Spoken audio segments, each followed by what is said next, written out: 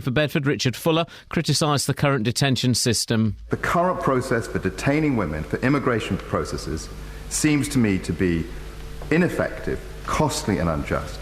Will my right honourable friend take this opportunity, this tragic incident, to bring a fresh pair of eyes to the whole process of the detention of women for immigration purposes? The spending watchdog, the National Audit Office, has said that Royal Mail shares were sold off too cheaply by the government last October. The shares were priced at 330p, but are currently trading at around 563p, a rise of 70%. The Business Secretary Vince Cable said ministers had wanted to limit the potential damage if the deal went wrong. If the wholesale had flopped, there would be much bigger liabilities for the taxpayer than has now happened. Of course, the government retains a substantial share in the Royal Mail. It benefits, therefore, from any uplift in that. It was done in a professional and successful way, and we achieved our objective. Council workers in Milton Keynes are taking part in a nationwide protest about low pay today. The union Unison claims local government workers' wages have fallen by 18% in real terms since 2010. Researchers at University College London have called on the government to update its 5-a-day healthy eating advice. They say that this should go up to at least 7 portions of fruit and veg and perhaps 10. England football fans have criticised the £90 price tag of an official World Cup replica shirt. The Wigan chairman and sports retailer Dave Whelan described the price as horrendous. You'll never get £90 for that. I mean, the customers are not stupid. £90 for an England shirt is madness. In sport, bottom of the table, Stevenage host League One leaders Wolves tonight. Conference leaders Luton are at Dartford, and Manchester United host holders Bayern Munich in the first leg of their Champions League quarter-final. The weather, mist and cloud will lift and break by midday to leave a warm and mostly sunny afternoon. Just the chance of an odd shower. A maximum temperature 18 degrees Celsius. And you can get the latest news and sport online at bbc.co.uk/3 counties. BBC Three Counties Radio's big tour of beds, hearts and bucks. It's a traditional Bedfordshire market town. All this week, we're featuring Shefford and Chicksands. I do like the smaller shops, yeah. Lots of community things going on. There are over 90 clubs and organisations in Shefford. It's all about where you live. We're permanently fixed in Shefford now. We're quite happy with the town. The big tour. BBC Three Counties Radio.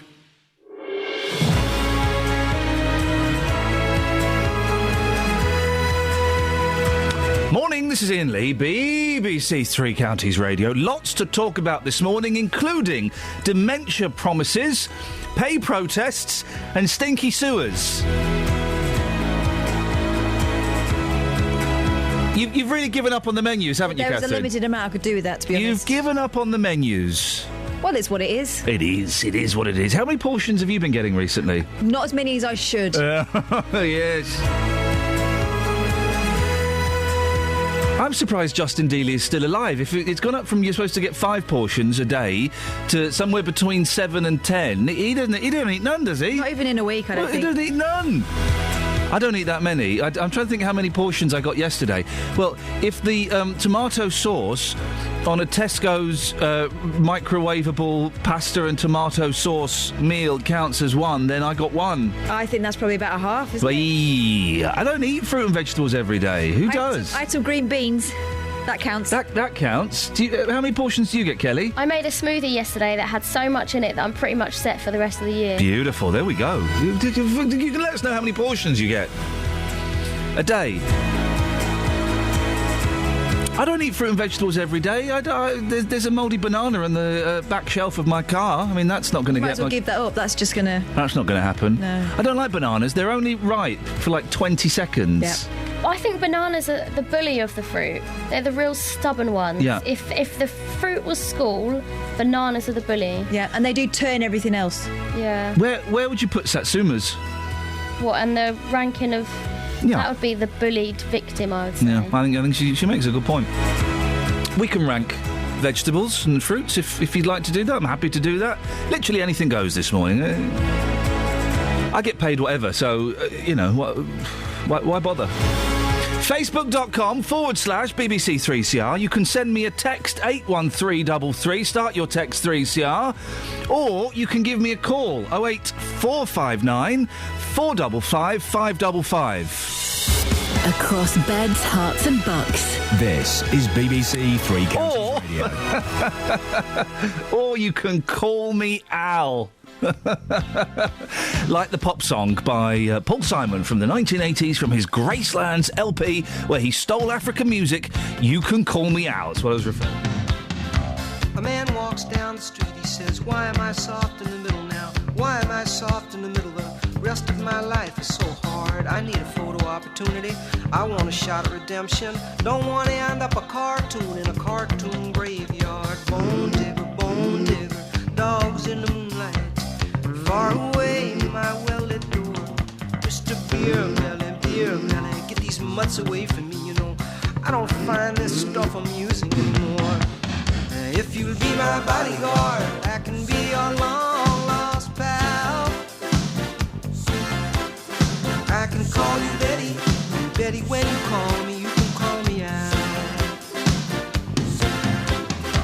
A man walks down the street, he says, why am I short of attention? Got a short little span of attention, and oh, my nights are so long. Where's my wife and family?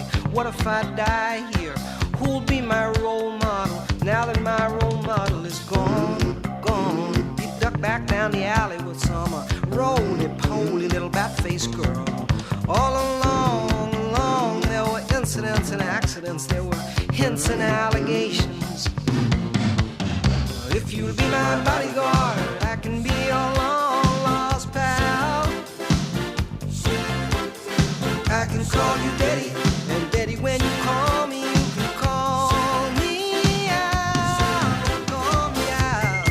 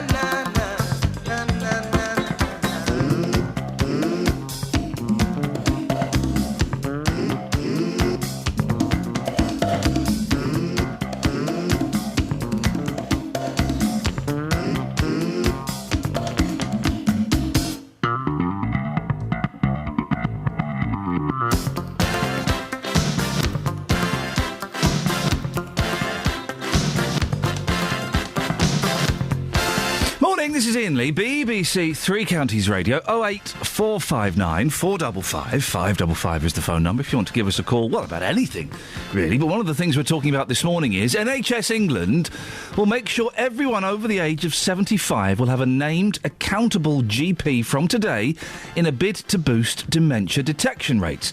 It's investing £90 million in the scheme, which will see practices offering faster diagnosis, as well as offering the most vulnerable 2% of their patients an enhanced service, including same-day telephone consultation and proactive case management. I have no idea what that phrase means.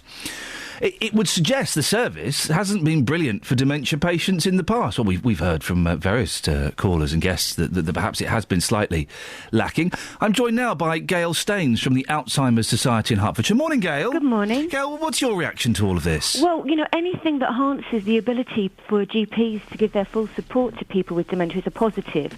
And, this is certainly a step in the right direction.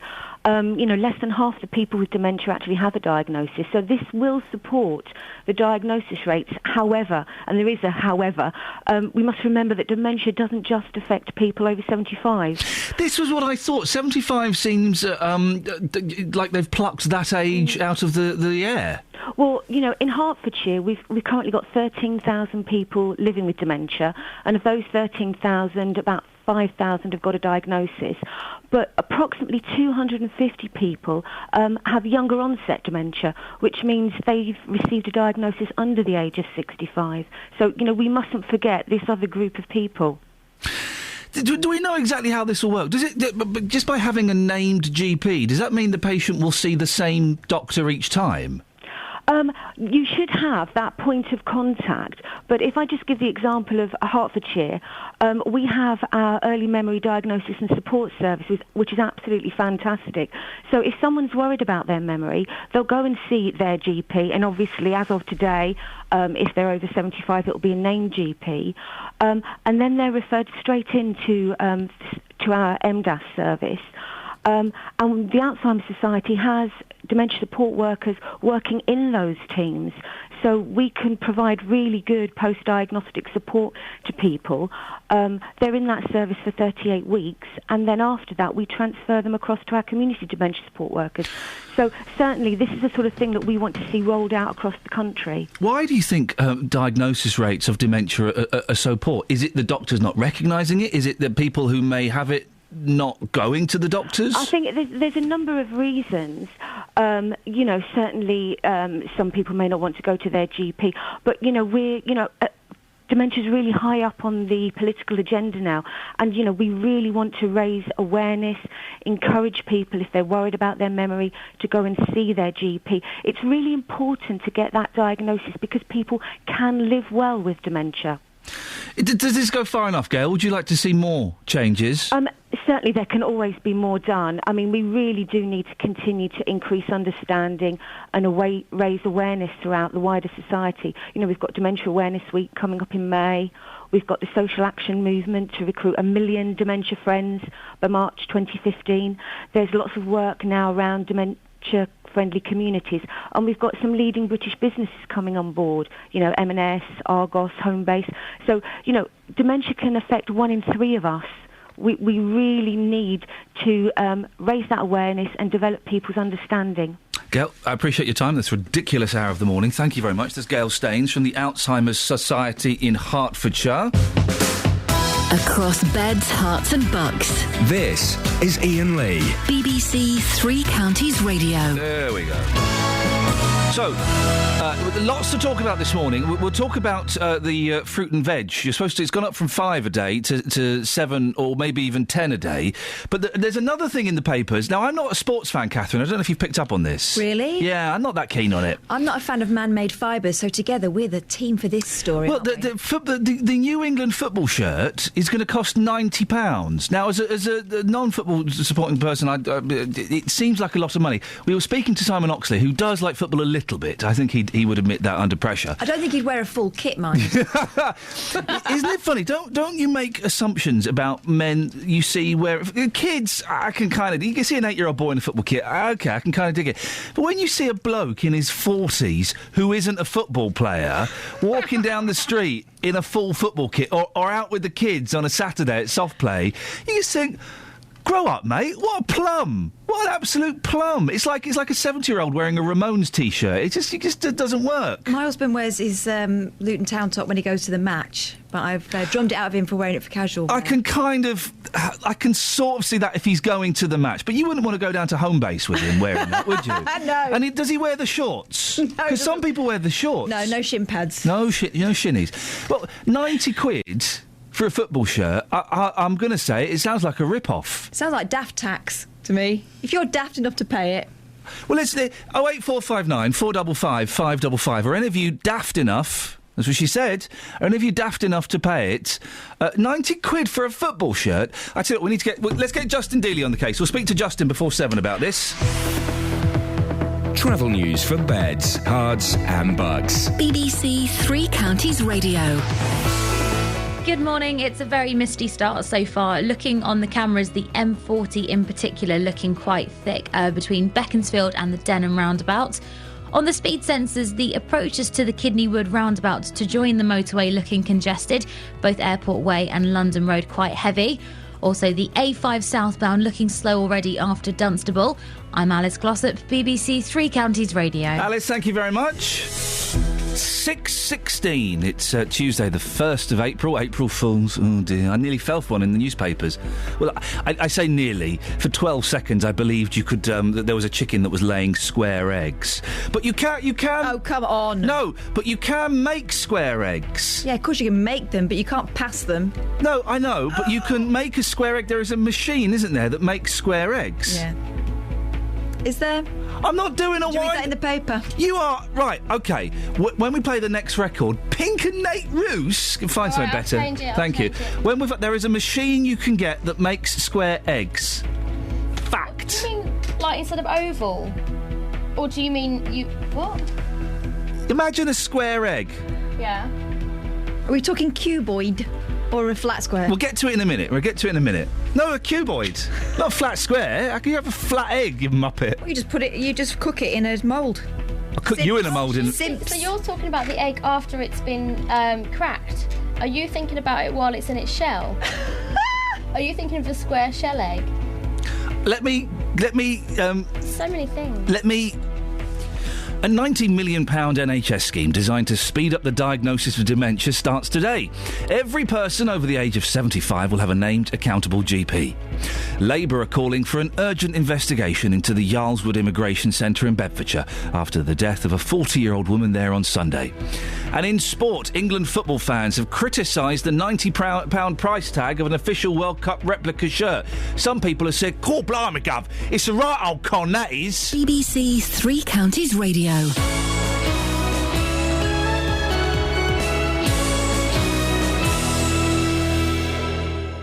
Every weekday from 3, Roberto Perrone. You told 580 gags in 1 hour. Can I test you for 1 minute? I spent the whole year trying to get into classical music. It took the 4 seasons. Weekdays from 3. We heard from Neil earlier on. He claims he was discriminated against and asked to leave a pub because he injected himself in public in full. Stop, I'm stopping that. I'll tell you why I'm stopping it. Oh, look what I found. I said, look what I found. I'm looking good, I'm looking fly. I found an egg cuba square egg press. That's right. You can make square eggs. That's right. What That's for? nice. What? What for? Fun. What fur? What for? What fur? What You're for? like when Ringo says, and... Is it so it can fit your bread? Into the microphone. Is it so it can fit your bread? No, it's not flat. It's cuboid. Like a cube. It's fun. Imagine if you went to your girls and you went, "Girls, you know eggs, they are egg shape." Well, they didn't know more. This, no, hang on. That might be fun the once. I suppose they're more stackable. Says the woman who stole my idea of giving kids goose eggs and then saying to the children that they were dinosaur eggs. Dragons. She was doing a dragon project. They were goose eggs. No, it was duck. Not as posh as you. Were they duck? No, duck eggs aren't that big. They're bigger than an average. So you can cube... Small dinosaur. For just the price of £3.99, egg super cubers. Come on, guy. Egg cuber. This is the full title. Egg cuber cube egg press square boiled eggs maker gadget novelty kitchen utensil. $3.99. That can join my crinkly chip slicer that I never use. So that is why for a second I thought there was a chicken that could lay square eggs. Oh. Kels, you found it? I'm 40. Be 41 this year. 41 in... Egg cube a square egg press. Yeah, you got it? So you put your egg in there. Yep. And then what happens? I don't know, but it makes your egg square, cuboid. What for? How does it do it without cracking it? Now, technically, it's not in a shell. You do the hard boil. Mm. Yeah? We've lost her. And when you crack it, Would the yolk be square? Well, it's hard-boiled. It looks like. Oh, yeah. But yeah, you got square yolk. Shall I order 2? You do have square yolk. Yeah, now that is wicked, isn't it? Yeah. Right, OK, this is... I'm going to order one, and I'm going to bring in squared eggs. You're going to get one, Catherine? Of course I am. You're going to get one? Of course I am. Who wants squared eggs? Everyone. What a wonderful day. Wants. Right, should we play a song? Wait, I want to know what else we can change the shape of. Anything malleable. All right, can we stop that now, please? Goodness sakes, terrible. 08459 455 555. Square eggs!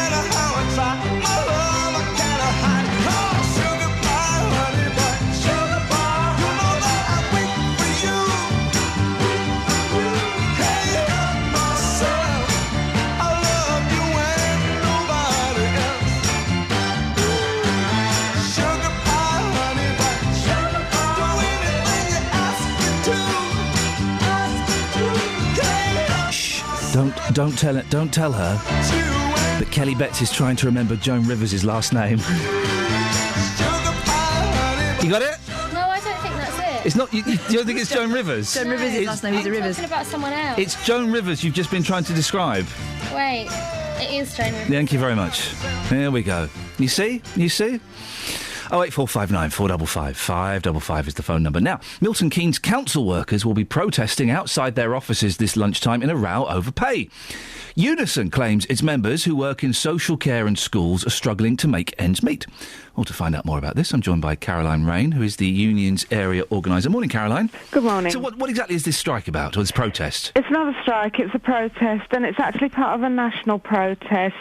Since 2010 now, we've had appalling below-inflation pay awards in local government, and the real income of local government workers has actually fallen by 20% since 2010. And this year we put in a modest claim for £1 an hour for everybody, which would have brought those at the bottom end up to the level of the living wage. And what the employers have done in a bad April Fool's joke, we think, is they've just offered 1% to everybody, which means people are falling way below inflation, way below the living wage, and are having to continue to struggle, or in fact struggle more. Is a lunchtime protest going to crack this, Caroline? It doesn't sound particularly enthusiastic. The lunchtime protest is probably the beginning of actions. We're consulting our members at the moment on what they want to do in terms of the offer, but we will be there for 2 hours, and I think it's important that we get our message to the employers, but also to the general public, because I don't think people realise what a struggle the people that are providing them with vital public services are going through at the moment. And I think it is important that people know and that they understand what's being asked for, because it's not unreasonable. It will actually boost the economy. Do you not think that people know? I think that everyone knows, because most people are going through this, whatever their line of work, aren't they? I don't think people realise. I mean, local government workers are particularly badly hit. Why are local government workers worse off than anybody else? Well, it's not only when compared to the private sector, but actually compared to other parts of the public sector. So, for example, somebody doing a job in local government is generally paid less than the equivalent person in the National Health Service, in the police force, in all the other parts of the public sector. But that's always been the case, isn't it? Hit. It's not always been the case. It was usually the case in the public sector that people got fair pay, because I think there was an understanding that by doing that it actually boosts the economy.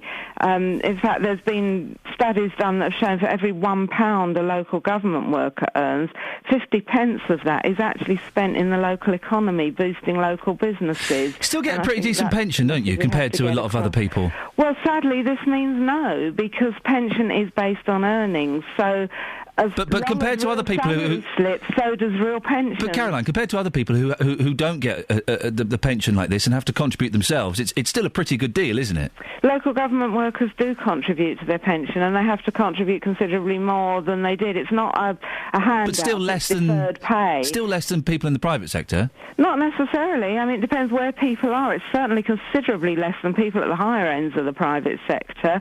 So no, I think local government workers have a struggle to contribute. The thing is, listen, of course they're struggling at the moment, but everybody's struggling, Caroline. So why should you be treated differently? I don't think everybody is struggling. It does depend they are. where people are. They are. Apart from a tiny few, everybody's struggling at the moment. Councils can afford to pay more. They have actually been saving money. We are the 7th richest economy in the world, and I think we need to remember that. But councils have been saving money. Their reserves nationally, I'm not just talking about Milton Keynes, but across the board, since 2010, council reserves have gone up by £2.6 billion, and we are talking about what is in effect a very small pay increase. Because I thought councils were losing money. That's why they're closing. That's why they're closing libraries, old people's services, buses for disabled people. Because they're not spending it. And another thing that makes this bad for the economy is that more and more council workers are now dependent on benefits to make end meet, tax credits and benefits. Are we heading for a strike, Caroline? Are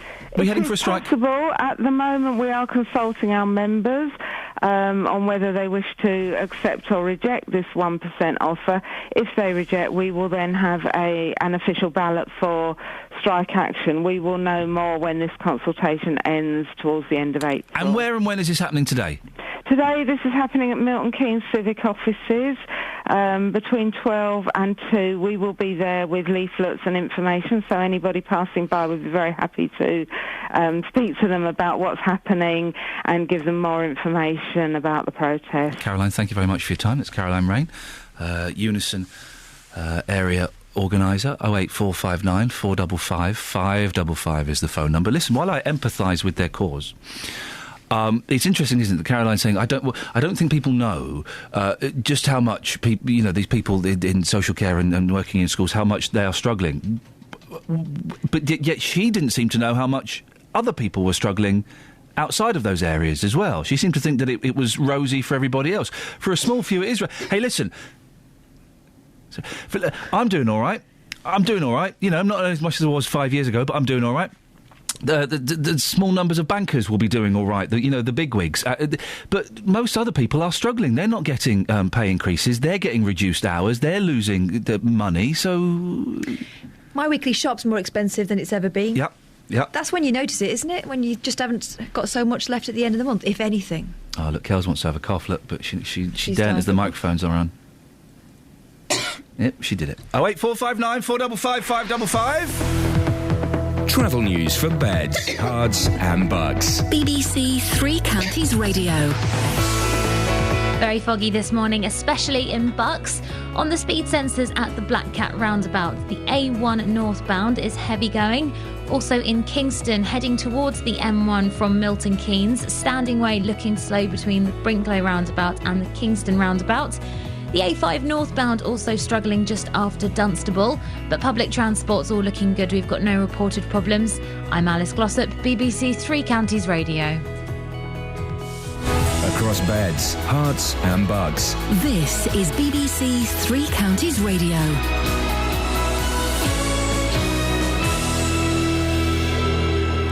It's 6:30. I'm Simon Oxley. A £90 million NHS scheme designed to speed up the diagnosis of dementia starts today. Every person over the age of 75 will have a named accountable GP.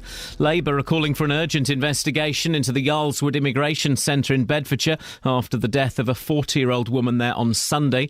The spending watchdog, the National Audit Office, has said that Royal Mail shares were sold off too cheaply by the government last October. And England football fans have criticised the £90 price tag of an official World Cup replica shirt. Three Counties Sports. BBC Three Counties Radio.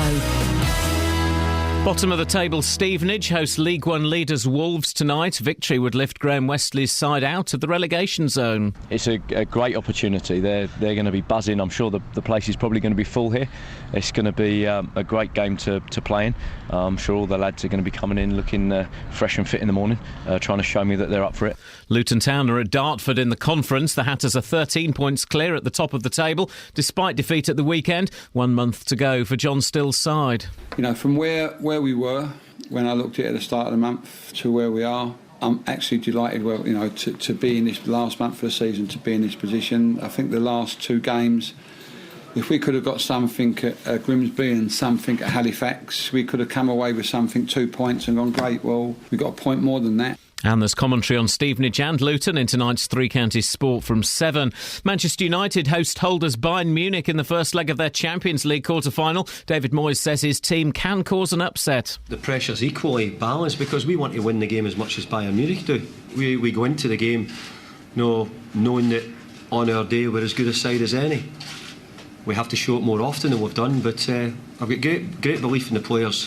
I've said that from day one, and it hasn't changed. In the Premier League last night, West Ham won 2-1 at Sunderland, who remain 4 points from safety. In the Southern Premier Division tonight, leaders Hemel Hempstead host Chippenham, Bedford Town go to Bashley, Biggleswade host Totton. And this year's Tour of Britain cycle race will include a stage through Buckinghamshire and finishing in Hertfordshire. Stage 6 on Friday, September the 12th, goes from Bath to Hemel Hempstead.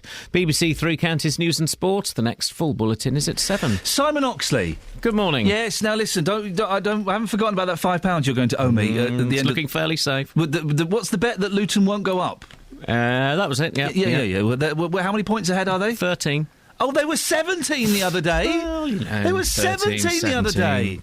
Now, listen, £90 for a football shirt. We were talking about this before. This is expensive, isn't it? This is expensive. This is the top of the range shirt, if you like. This will be the one the players are wearing. It's some breathable, high tech technology. It's got holes in it. Oh, blimey! And there's one available for 60, and I think it's 42 for a kid's shirt. But yes, top price £90. 42 for a kid's shirt. There was a fella in your bulletin at 6 saying, "Oh, no one's going to pay that." I bet they will. Undoubtedly they will. But I mean, it's just 90 quid. Simon, thank you very much for that. 90 quid. Hearts and bucks. This is Iain. 90 quid. BBC Right. Three Counties Radio. You'd expect the socks and the shorts for that, wouldn't you? You would expect to get to be captain of England for that. Is there anybody listening who would spend 90 quid on a football shirt? 90 quid. Actually saying that, I've not told. When I went to America... Oh, here we go. When I went to America to the Monkeys Convention, I got my photo taken with all 3 surviving monkeys. I've not told anyone how much that cost me. That wasn't free. I've not told anyone how much that cost me. And Nez didn't even crack a smile. Nez didn't crack... And I won't tell you how much it cost to get Nez to sign a CD. I won't tell you. I simply won't tell you, because if it gets back to my wife, she's going to kill me. I can tell you're thinking about it and embarrassing yourself. I'm not going to get the picture with all 3 remaining monkeys. Wowzers. I'm not going to tell you. By the way, I ordered that ages ago. I ordered 500 quid. No, it wasn't that expensive. Okay, well, so it's a bargain. Tell me how much it was. No, I'm not going to. You know, I ordered that limited edition record that was $250. Yeah. Right. It came the other day. Came in a box. Even though you tried to cancel it frantically. No, this is a different one. All right. This is one I ordered ages ago when I was on... It came in a box and it was, you know...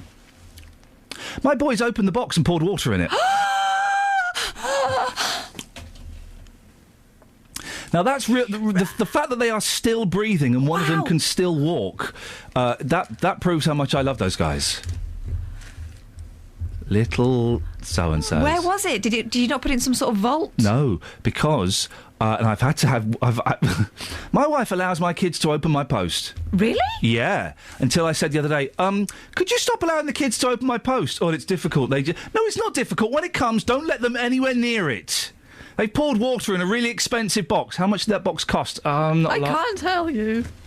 Anyway, 90 quid for a shirt. Would you pay it? 08459 455 555. Should we play the Rolling Stones and do some records? Some stories? Yeah, what's the Rolling Stones that you've got there? This is the Satisfaction song.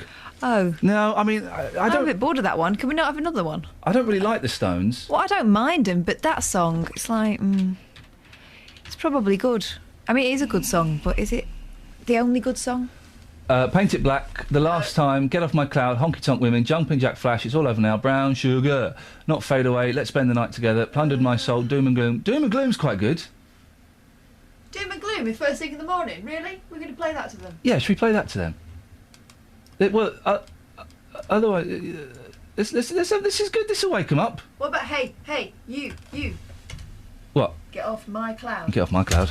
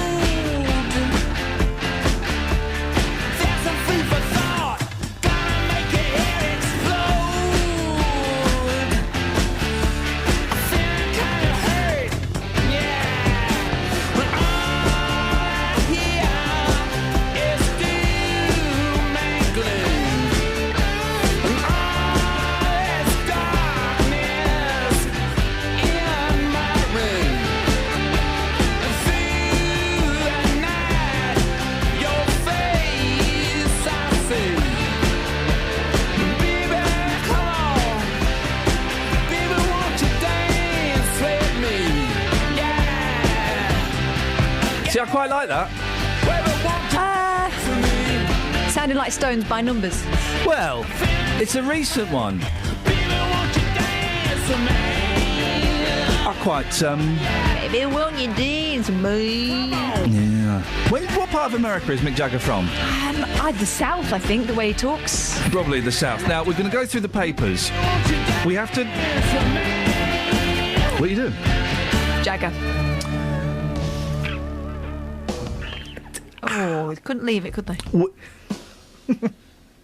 Charlie, out. Now, we have to tread carefully in the papers today. It's April Fools. Oh, really? So there are some stories... I hate April Fools.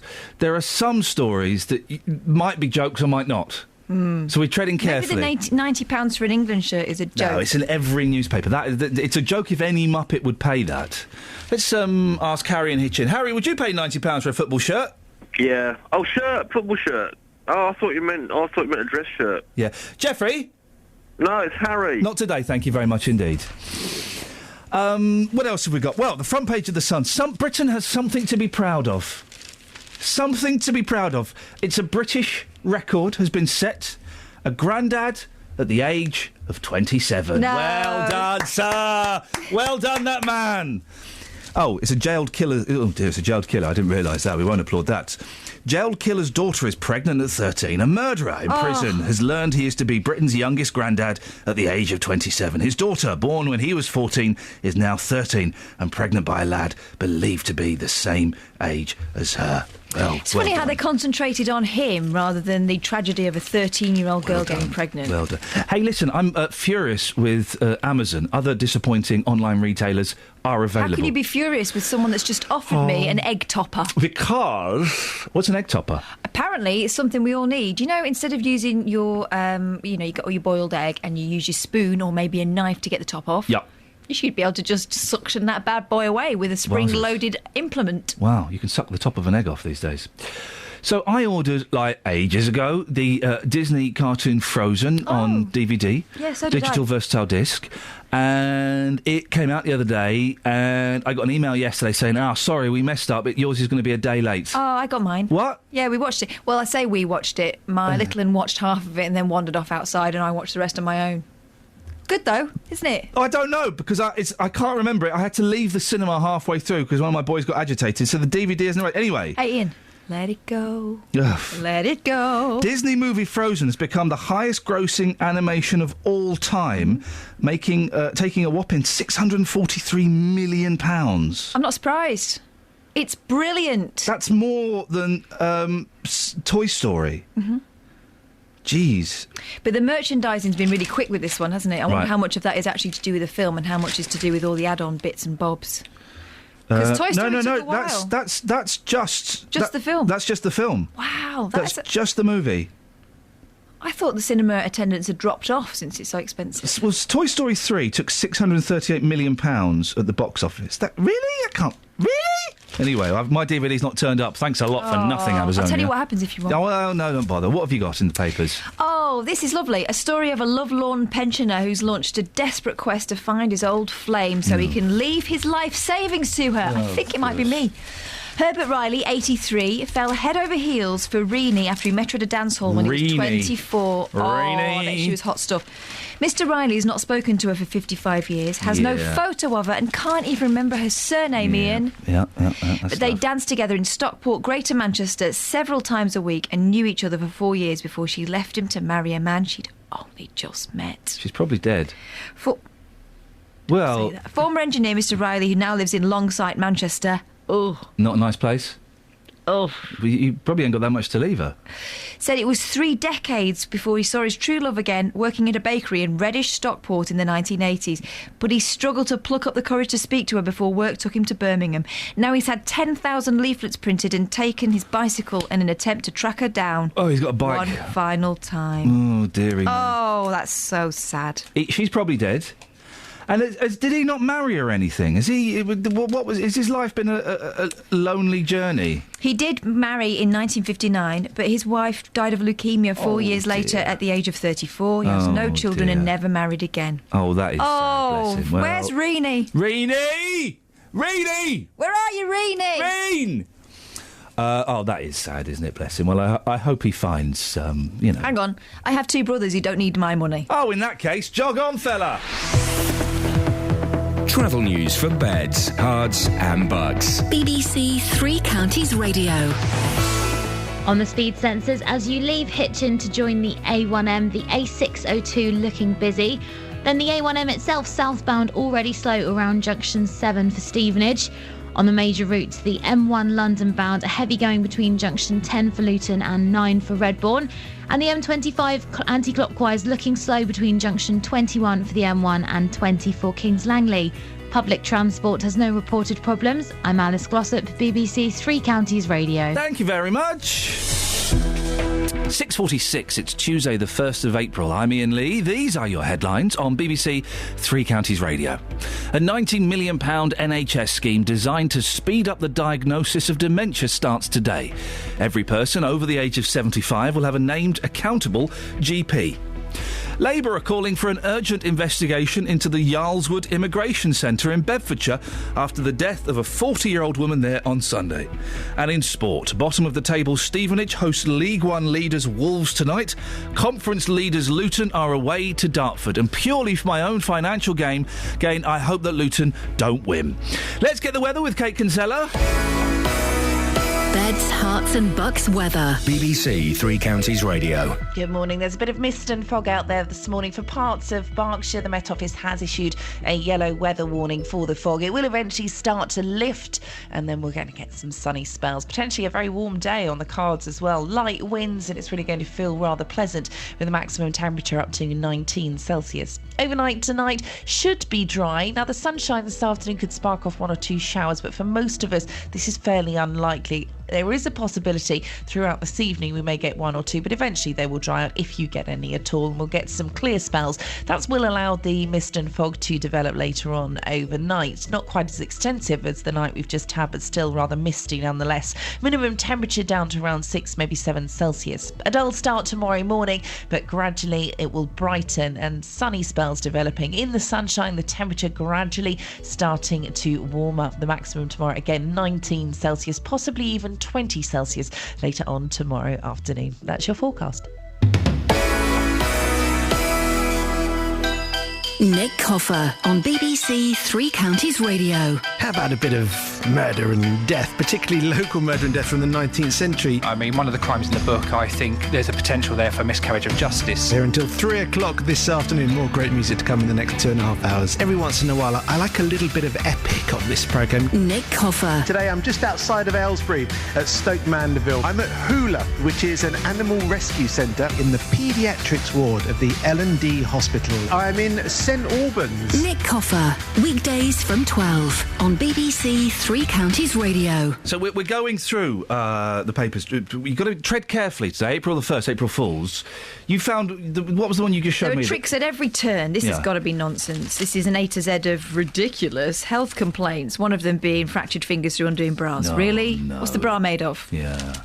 Galvanised steel. When I saw this, I don't think this one is an April Fool's, because I saw this phenomenon yesterday. And I've seen it before. Sands of the Sahara land on UK, including number 10.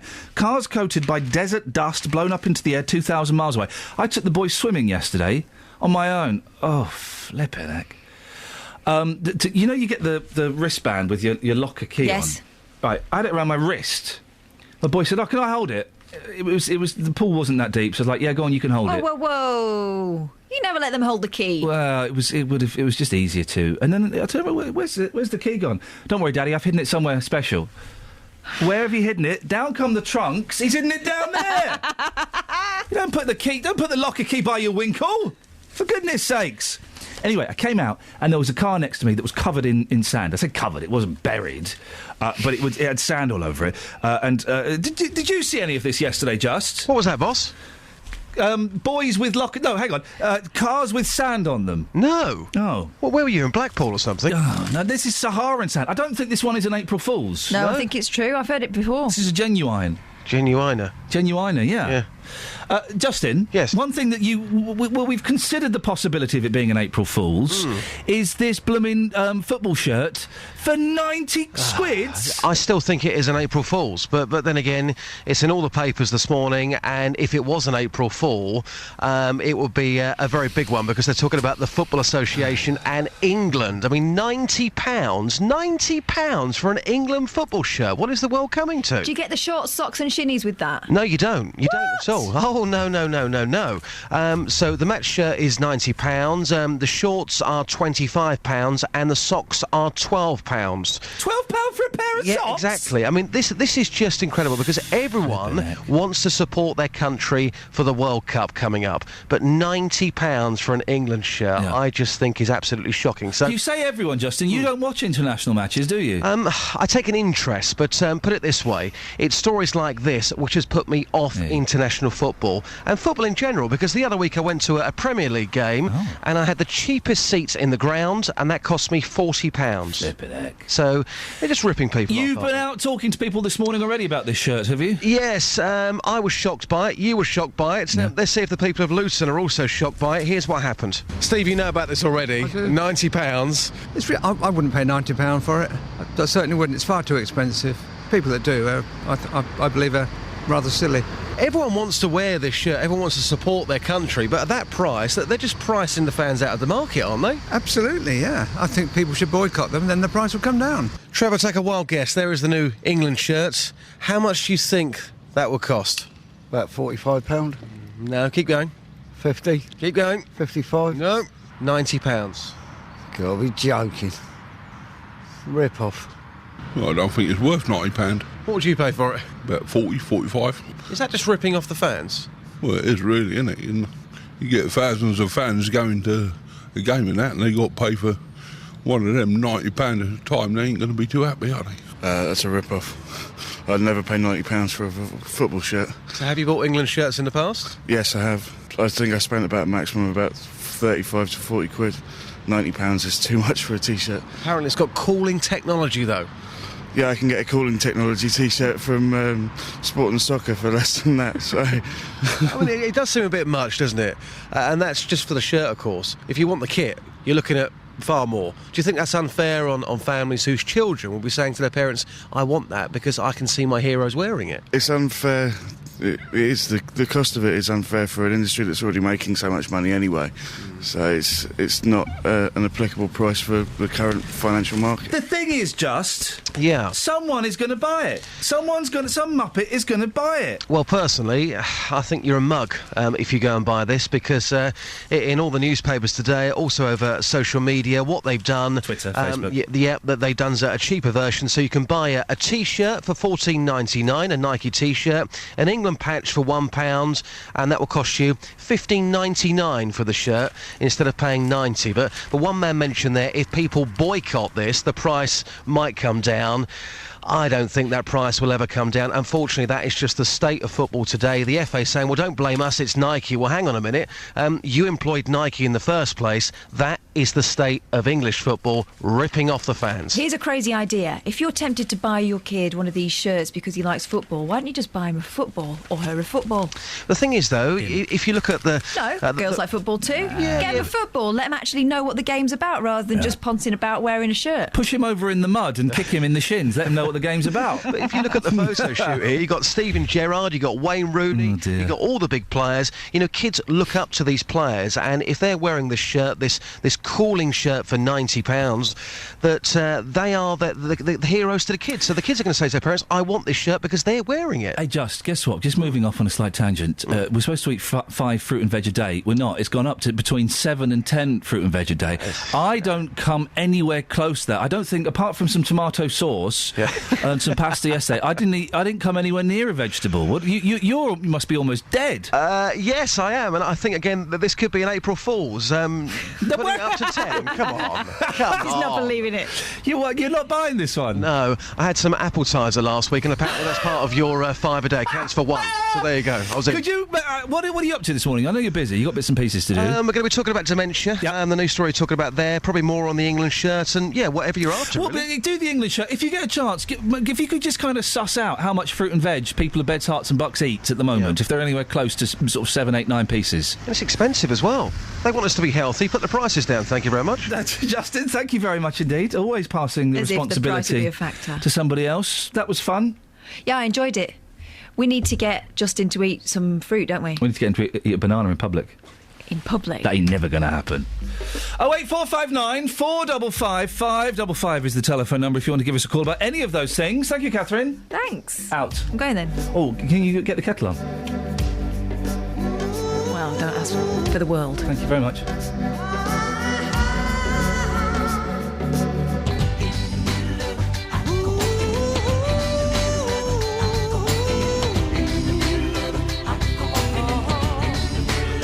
In the middle of the night, I go walking in my sleep from the mountains of fame to the river so deep.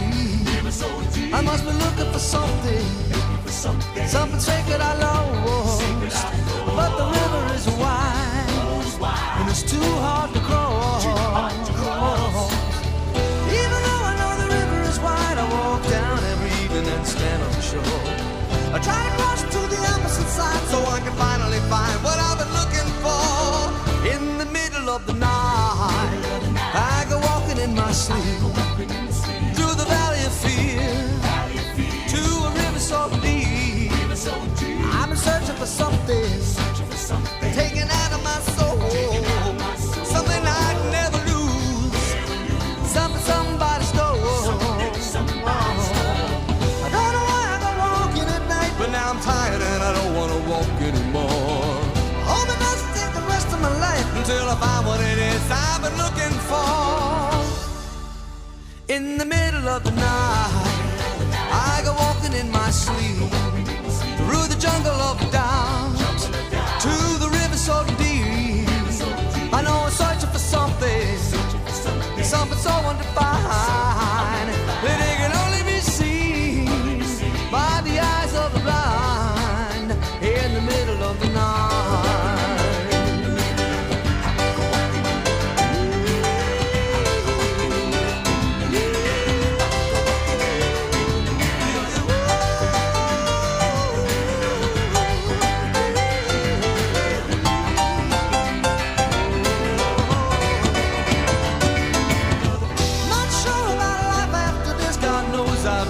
Spiritual man, baptized by fire, I wade into the river that is running to the promised land.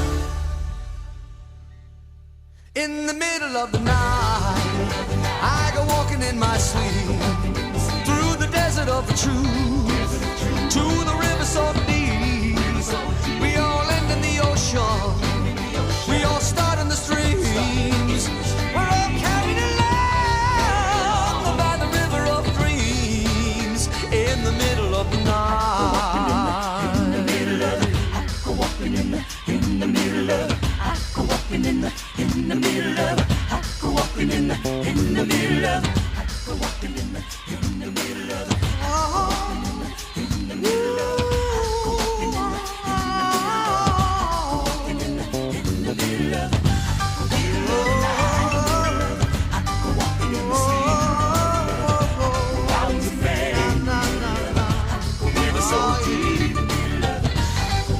08459 455 555 is the telephone number if you want to give us a call this morning about any of the things we're talking about, including football shirts, and how many fruit and veg do you actually eat a day?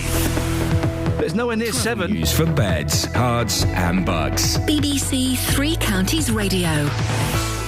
We've had an update from Joe on the M25 clockwise. Just by the A10, there's a broken down vehicle in lane 3.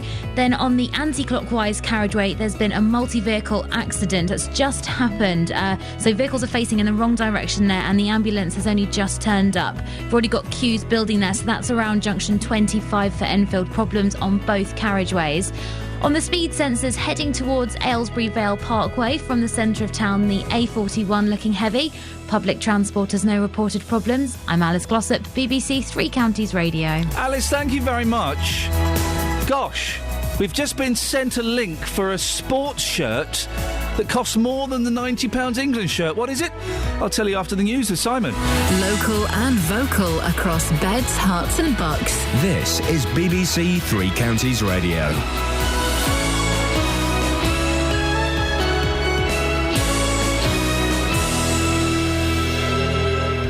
It's 7 o'clock. The headlines: GP scheme to tackle dementia, Labour calls for Yarlswood investigation, and football fans criticise £90 England shirts. BBC Three Counties Radio. A £90 million NHS scheme designed to speed up the diagnosis of dementia starts today. Every person over the age of 75 will have a named accountable GP. Gail Staines from the Alzheimer's Society in Hertfordshire welcomes the scheme, but says it's not just about the elderly. In Hertfordshire, we've currently got 13,000 people living with dementia, and of those 13,000, about 5,000 have got a diagnosis, but approximately 250 people have younger onset dementia, which means they've received a diagnosis under the age of 65.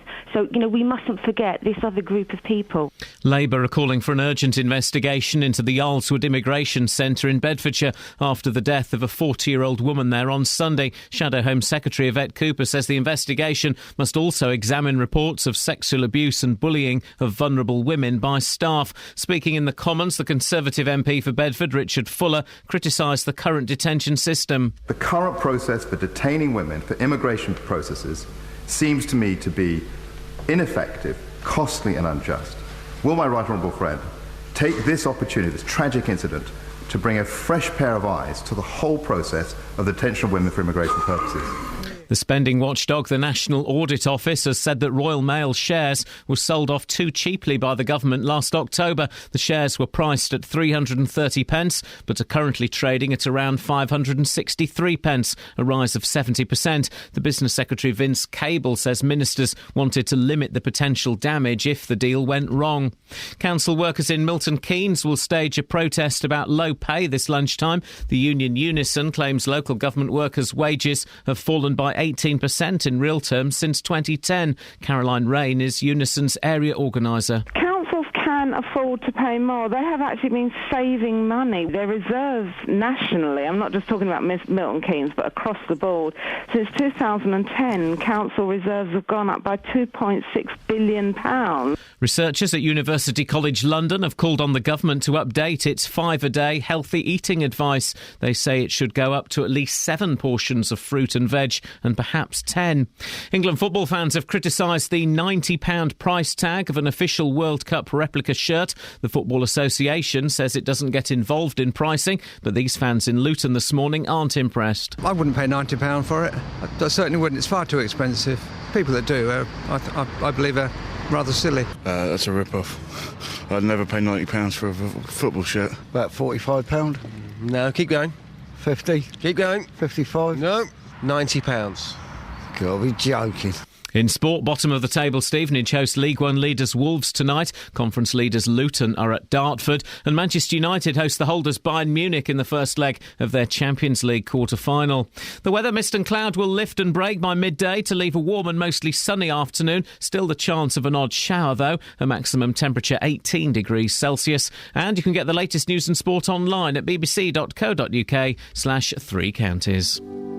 BBC Three Counties Radio's big tour of beds, hearts and bucks. It's a lovely place to live. You've got the river in front of you. It's all about where you live. I personally can't say a bad thing about it. And all this week, we're featuring Shefford and Chicksands. Surrounded by wildlife, with lovely vistas to look at. It's a really friendly, lovely place to come to. The big tour of beds, hearts and bucks. BBC Three Counties Radio.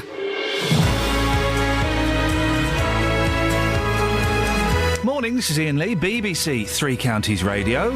A busy first hour and plenty more to come between now and 9 o'clock. We're talking about dementia promises, stinky sewers, and how much fruit and veg do you eat? The advice, well, it was, until yesterday, 5 pieces of fruit and or veg a day. Well, it's gone up now to anywhere between 7 and 10. I don't think I ate any fruit or vegetables yesterday. Am I going to die? Facebook.com/BBC3CR. You can send me a text, 81333, start your text 3CR, or you can give me a call, 08459 455 555. Across beds, hearts and bucks. This is BBC Three Counties Radio. So, talking about this England shirt, £90, which is it is ridiculous, isn't it? It's way too much money. Well, Paul Scoynes, the political reporter, nay cycling correspondent here at BBC Three Counties Radio, has sent me an email. I can beat £90 for a shirt. Try the replica Team Sky jersey. I'm assuming that's the cycling, the Tour de France. Yeah, that's your Wigo jersey. So far, I've seen it worn exclusively by fat guys on expensive bikes. Before you ask, I'm not one of them. The cost? £140. For something you sweat in. Does it make you go faster? The bike's cheaper, surely. Why didn't you speak into the microphone? The bike's cheaper, surely. Actually, no, it wasn't worth it. No, bikes are more expensive than that. It was a joke. OK, I wouldn't open with that one. But £140, £140 for a shirt? That's nuts. If you can beat that, 08459 455 555 is the telephone number. Ah, dearie me. Right, NHS England will step up efforts to diagnose dementia from today by giving everyone over the age of 75 a named, accountable GP. NHS England is investing £90 million in a bid to speed up diagnosis rates, which at the moment can vary from 6 weeks to 6 months. Practices will also offer its most vulnerable patients an enhanced service, including same-day telephone consultations and more proactive treatment. Well, Justin Dealey has been speaking to pensioners in Watford about their local GP. Huldah, an incredibly rude question. A man should never ask a lady this. However, I'm going to. How old are you? 81. 81 years old? Yes. Now, your GP, how long have you had your GP for? 10 to 12 years, this one. And how have you found that service? Great. I won't have any other one because he is brilliant. If he can't solve it, he sends you to hospital. So if you phone your surgery and they said, sorry, he's not available today, you wouldn't see anybody else? Oh, no.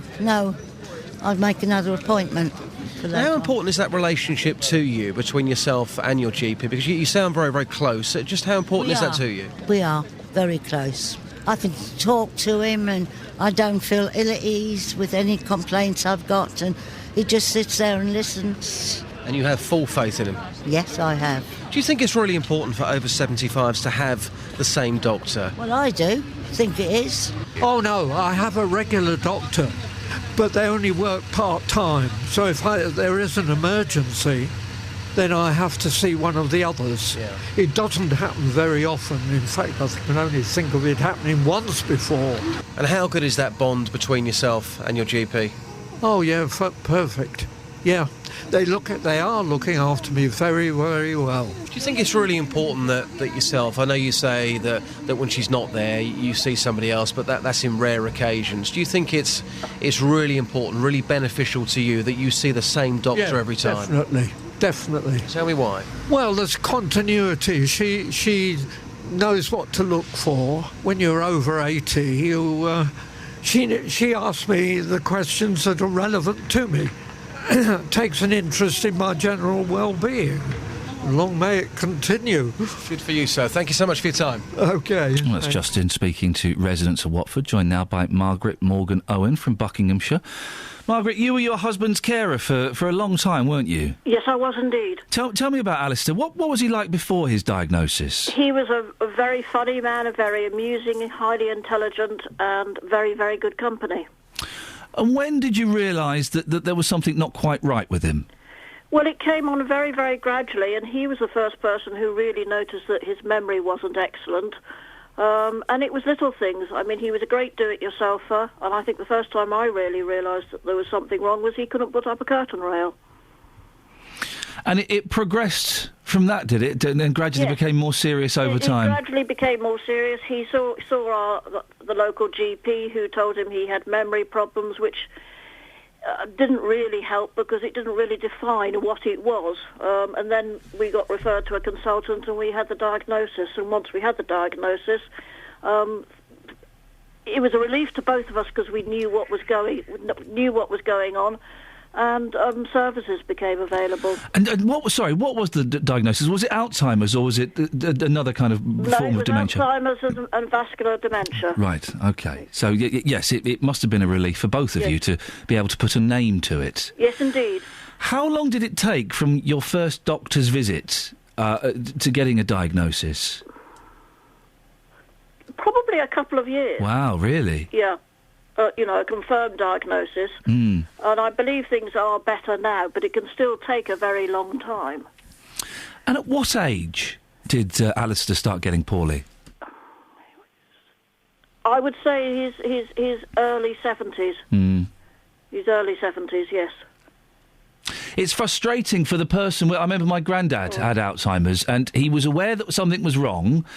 And despite us telling him, he would forget and couldn't quite put his finger on it, and he found it very frustrating. Did Alistair have a similar outlook? Well, he did find it frustrating, and he always denied that there was anything wrong with him, right. Which is quite common, and that in itself can make it difficult as well. But fortunately, having the local GP in the village. They understood what was going on, so that made a difference. Now, this new scheme that's being introduced will mean that people 75 and over will have a named GP, so that they'll at the very least get to speak to the same GP and hopefully see them. Do you think that would help? I think it would make a huge difference because I think it's the continuity thing. And also that named GP will know their patient and they will know what's normal and what isn't normal.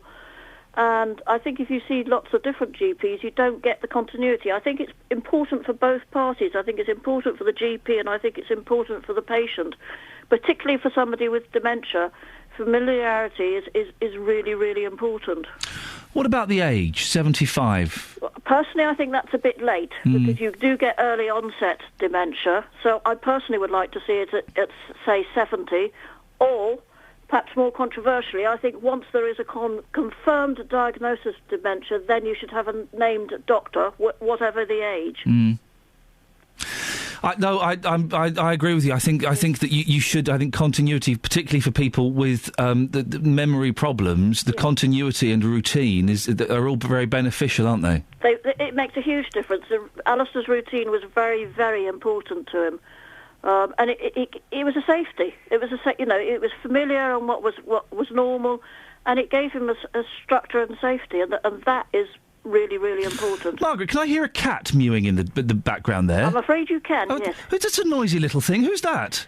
This is little Emma, and she's 19. Oh, 19. So she's a rather grand old lady. Well, she's allowed to make a racket then. In that case, I think so. My cat turned 15 at the weekend, and I was worried that there wasn't long left, but I could have another 4 years in her. You could indeed. Fantastic, yes. Margaret. I really appreciate your time this morning. Thank you very much. Thank you. There you go. Could you hear that little mewing in the background there? Always want to get there. Always want to kind of just get in there a bit, don't they? It's Margaret Morgan Owen from Buckinghamshire, who was her husband Alistair's carer for a long time. Across beds, hearts and bucks. This is Iain Lee. BBC Three Counties Radio. So my cat's 15, Velvet. I've had Velvet for 13 years. 13 years. I've known her longer than my children, longer than my wife.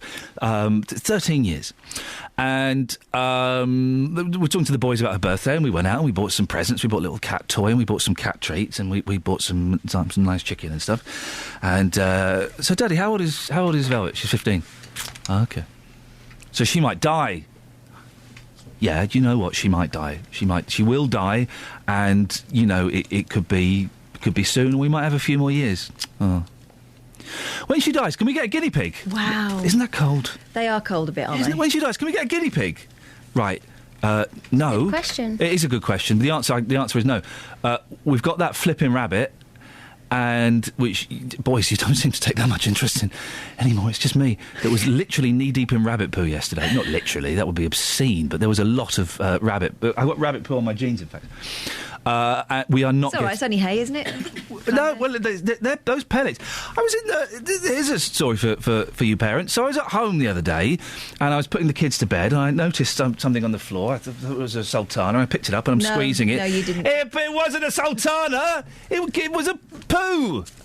A person's. A person's poo. I'm there just squeezing it, going, "Oh, this is a funny salt." Oh no! At least you didn't. Oh no, but I did.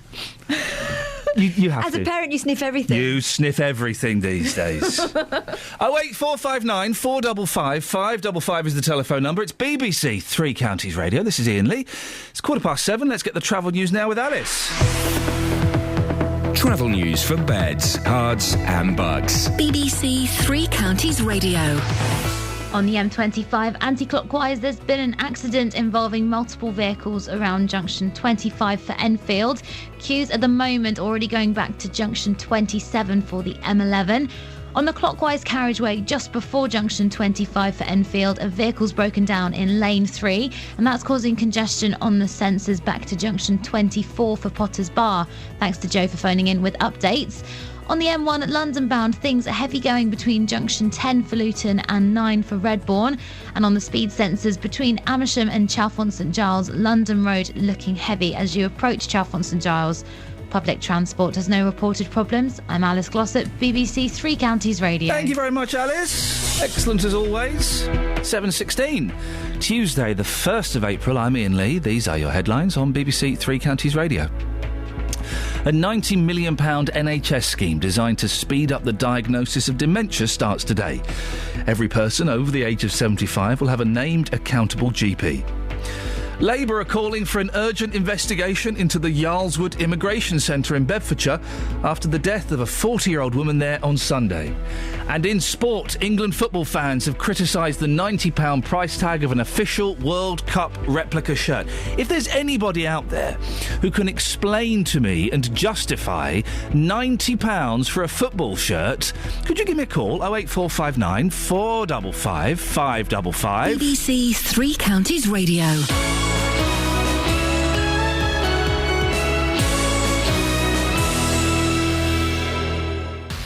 Every weekday morning. The shop didn't want to give me them back, so I went to the shop, paid them a fee to get my cylinders back. The JVS show fights for your rights and tackles your consumer problems. I went to speak to this company and I asked them what had happened. It took me absolutely ages to get through to anyone. If you need our help, email jvsshow@bbc.co.uk. After our last discussion about my cylinders, the governing body showed up at my house on the following day. And we could do the same for you. Thanks, Denise, and for the company for getting her cooker back up and running. Here's your horn. The JVS show, weekday mornings from 9 on BBC Three Counties Radio. Now, a St Albans man is hoping to lay his uncle to rest 70 years after his plane crashed during World War II. Sergeant Roland Hill's Halifax bomber crashed in marshland outside Berlin in 1943 and has remained there ever since. Well, we'll be speaking to his last remaining relative, Graham Hill, in about an hour's time for his reaction to the news that archaeologists plan to finally recover the wreckage. But before that, we're joined by David Keane from the Royal Air Force Museum. Morning, David. Good morning, Iain. Now, I have to say, look, let me take this card. Your museum is, it's a wonderful place. I used to live very near it, and I have boys who are, well, they're now 4 and 2, but even when the eldest was 2, we would come to your museum all the time. All the time. It's a magical place. is that enough praise? Yeah, you're doing very well, Iain. Thank you for that. It is really good. It's got some amazing things to see, and it's also got a brilliant kids section, so I thoroughly recommend it. Let's go back to Roland Hill, his Halifax bomber. What do we know about the mission that he was on? Well, this was a very big mission. We lost 63 aircraft on that night, so it was very big. There were 30 Halifax bombers, like the one that Roland was in, that were shot down. Or didn't return. So it was one of 3 great attacks on Berlin made in the last week of August, first week of September in 1943, in an attempt to force the Germans to come to a surrender quickly. Didn't work? We know that now. Yes. That wasn't clear at the time, and we have to remember that General Milch, one of the top people in the Luftwaffe, said that after the raid on Hamburg, which had happened earlier in 1943, 6 more like that, and Germany would have been finished. So at the time, it seemed very straightforward, and that was the right thing to do as far as Arthur Harris, the air commander of Bomber Command, was concerned. But Rowland's aircraft was typical of an RAF crew of the time. It had Australian pilot, another Australian was in the crew, a Canadian, and several people from Britain as well. So it typified that participation by nationalities from all over the world in fighting against Nazi Germany. And so, how many people would there have been on the plane in total? There was a crew of 7. 7, okay. Yeah. The pilot was William Burgham. He came from Australia. He was aged 21. Rowland was the flight engineer who assisted the pilot in flying the plane. You couldn't do it without him. And he was untypically a bit older. He was 32. Right. But the average age of a bomber crew at this time was about 22, so they were all very young men. Just kids, absolutely. Really. What would the flight engineer have done? What would have been his role? His job is obviously to keep the aircraft flying. The captain, the pilot, is steering it, basically. And the flight engineer controls the propellers, the speed of the engines, watches all the instruments, 4 of those, of course, 4-engine bomber. Transfers the fuel from one tank to another to keep the aircraft balanced properly. So he was busy all the time throughout the whole flight. And a trip to Berlin and back, they took off from RAF Lisset in Yorkshire, so we're looking at an 8-hour flight. Wow. Of course, as far as this crew was concerned, it was much less than that, because they didn't come back.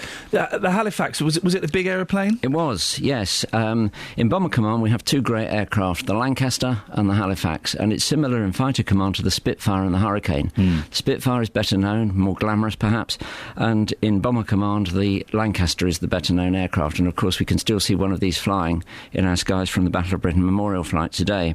But the Halifax was a very similar sized aircraft, in some ways much more comfortable for the crew. It's easier to move about inside a Halifax, and it did the job. And on this particular raid there were more Halifaxes than anything else. 30 Halifaxes, 21 Lancasters and 12 Sterlings, which was the biggest of the lot but which didn't have the performance. Now, if I got this right, some of the crew were rescued, but Rowland wasn't. Do we know why that would have been? Do we know any details about that? No, none of the crew were rescued. None of the crew were rescued? They were all killed. Right, OK. But 2 of them, the wireless operator, Sergeant Arthur Cox, and one of the air gunners, again an Australian, Harley Harbour, their bodies were recovered. Right, and they're buried in the cemetery in Berlin. But the rest of them, they've never been recovered. The aircraft came down in a very wooded area where it's dotted with lakes. It's a very pretty part of Germany, but the ground is very marshy. And, of course, the aircraft would have broken up on impact with the ground. So the bodies are scattered around or maybe still within the wreckage of the aircraft. Gosh. 70 years later, how unusual is it for a project like this to be taking place? Well, it happens surprisingly often. Right. And we're even today hearing about people being dug up from the First World War, so 100 years ago. Yep. But, the scale of this raid, there were 63 aircraft shot down, so there were a huge number of aircraft took part in the raid. So there are a lot of aircraft wrecks out there still. And what would happen to the wreck once they find it? Where would it go? Well, there's not likely to be very much left. We're talking 70 years ago. It crashed. Air crashes are obviously very damaging, so there's not likely to be much left in the way of aircraft now. Actually, at our museum, the Royal Air Force Museum in London, we have the only genuine, complete, surviving Halifax bomber, which was recovered after spending 31 years underwater. So it's, again, a bit of aircraft archaeology. Yeah. Conservation of that aircraft is a nightmare. We daren't move it, otherwise we're going to end up with a heap of aluminium dust. Yeah. So it sits on a kind of bed of shingle in the museum. We've displayed it in its as-found condition. Oh, is it the one that's full of holes? It is. I know exactly the aeroplane. Yes, it's kind of sort of near the entrance of the main hangar, isn't it? That's right. It is. Yes. I know exactly. How funny! I know exactly where that is. I believe there's talk that Canada might be interested in any bits of this one that they can find. How does it work? Who claims provenance? Did you bid for it? Or? No, not at all. The whole matter has to be handled very sensitively because if this is a war grave, then it shouldn't be disturbed at all. Right. But the people who do this will know what they're doing. I'm not sure which museum in Canada it is that's interested, but of course one of the crew, Sergeant Gordon Harrison, who was one of the air gunners, he was Canadian, flew with the Royal Canadian Air Force. And again, he's one of the missing. So the people who are missing, there are 5 of those in the crew, are all commemorated on the Air Force's memorial at Runnymede. It's an incredible story. I mean, it's an incredible mission that was undertaken, and the fact that 70 years later, it's still, it's still significant and it's still being talked about. Well, it is significant. We have to remember that Bomber Command was in action from the first day of the war to the last. For most of the war, the only way by which the Allies could hit at Germany. And after the war, of course, successive governments have denied the survivors of Bomber Command the honour of a campaign medal.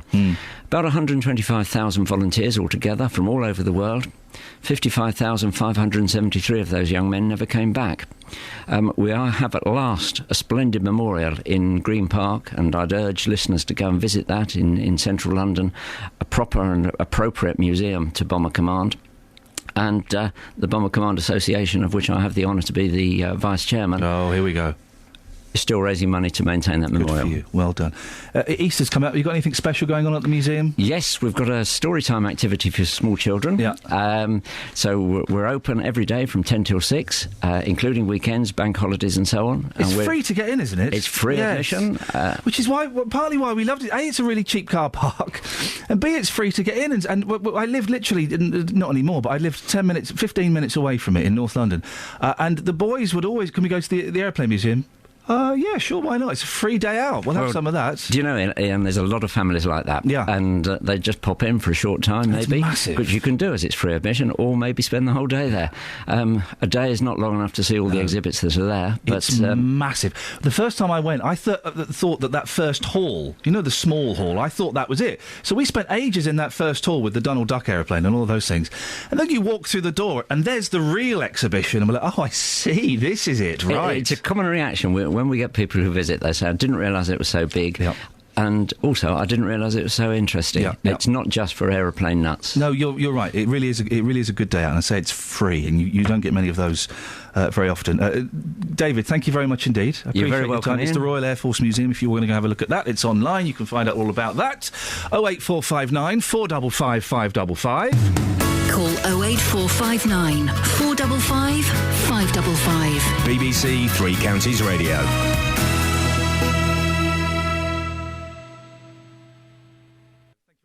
Oh, wait, sorry, I'm just banging on about this aeroplane museum. I was just thanking David. He's your girls possibly wouldn't like it, would they, Catherine? Well, I don't know, they might do. My dad used to take me when I was a little girl. I loved it. My boys absolutely love it. Absolutely love it. And it's free, so I absolutely love it. It's massive. It's flipping massive, and you can go and sit in some of the aeroplanes and stuff. And I feel a day out coming on. Yeah, it's good. It's a good place. 08459 455 555 is the phone number. We've got some Facebook comments on. Let's do these texts on football. On all kinds. On all kinds. Ian, if you are dumb enough to pay £90 for a football shirt, then you deserve to be ripped off, says Nick, who spelt the word dumb wrong. Oh dear. Hey. John in Marsh Farm says, the day after the first World Cup game, Direct Sports will have them up for £9.99. You got to love a bit of Direct Talk. Is JJB still going? Think so. Okay. Shirley says... athletes out there. There's a lot of athletes. Fatletes. Is that a word? It's almost a word. Shirley, talking about the strike we were talking about earlier on, or the protest that's happening today with some workers. I'm really fed up. All of these people protesting or going on strike. They want to try living on a pension and pay a mortgage and all the other bills and shopping. They want to try that. And Phil the Fruit says, Ian, I think this new 7 to 10 a day... coffee counts as a fruit, doesn't it, Kelly Betts? Yes, bean. Bean. I got some of Kelly's beans, thank you. Oh, I think the new 7 to 10 a day government guideline on fruit consumption is a great thing. Maybe I'll even sell enough fruit and veg to afford a New England shop for the World Cup. Boom, he's done it. He's got in there. Thank you, Phil. 08459 455 555. Travel news for beds, cards and bugs. BBC Three Counties Radio. On the M25 anti-clockwise, there's been an accident around junction 25 for Enfield involving multiple vehicles. Queues on the sensors going back to before junction 27 for the M11, creeping back to the Brook Street roundabout at the moment. Also, the clockwise carriageway just before junction 25 for Enfield. A lorry's broken down in lane 3, causing congestion to junction 24 for Potters Bar. Thanks to Joe for the update. Also, the M1 London bound on the sensors, very slow between junction 11 for Dunstable and 9 for Redbourne. The A1M southbound, slow around junction 7 for Stevenage. And on the speed sensors, the A5 southbound, very heavy going around Mark Yates. Public transport has no reported problems. I'm Alice Glossop, BBC Three Counties Radio. Across beds, hearts and bugs. This is BBC Three Counties Radio.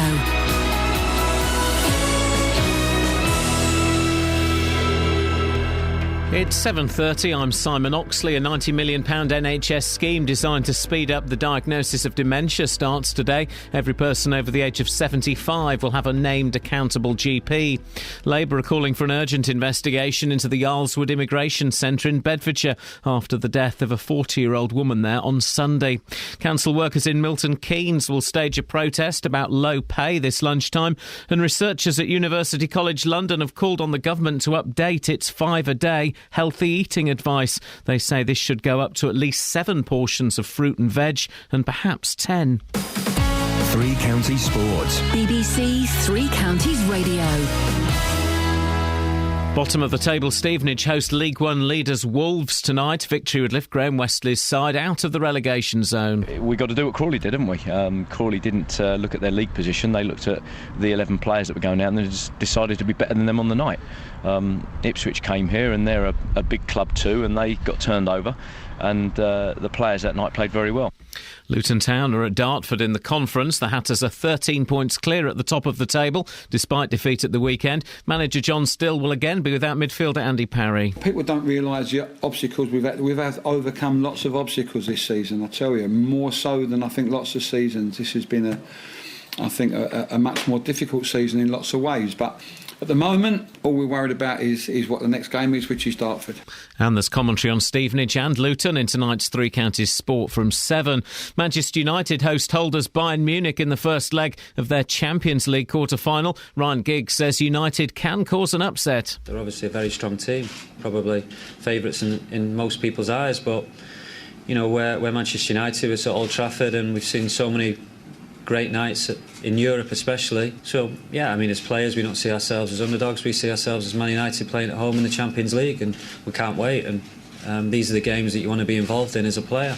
In the Premier League last night, West Ham won 2-1 at Sunderland, who remain 4 points from safety. In the Southern Premier Division tonight, leaders Hemel Hempstead host Chippenham, Bedford Town go to Bashley, Biggleswade host Totton.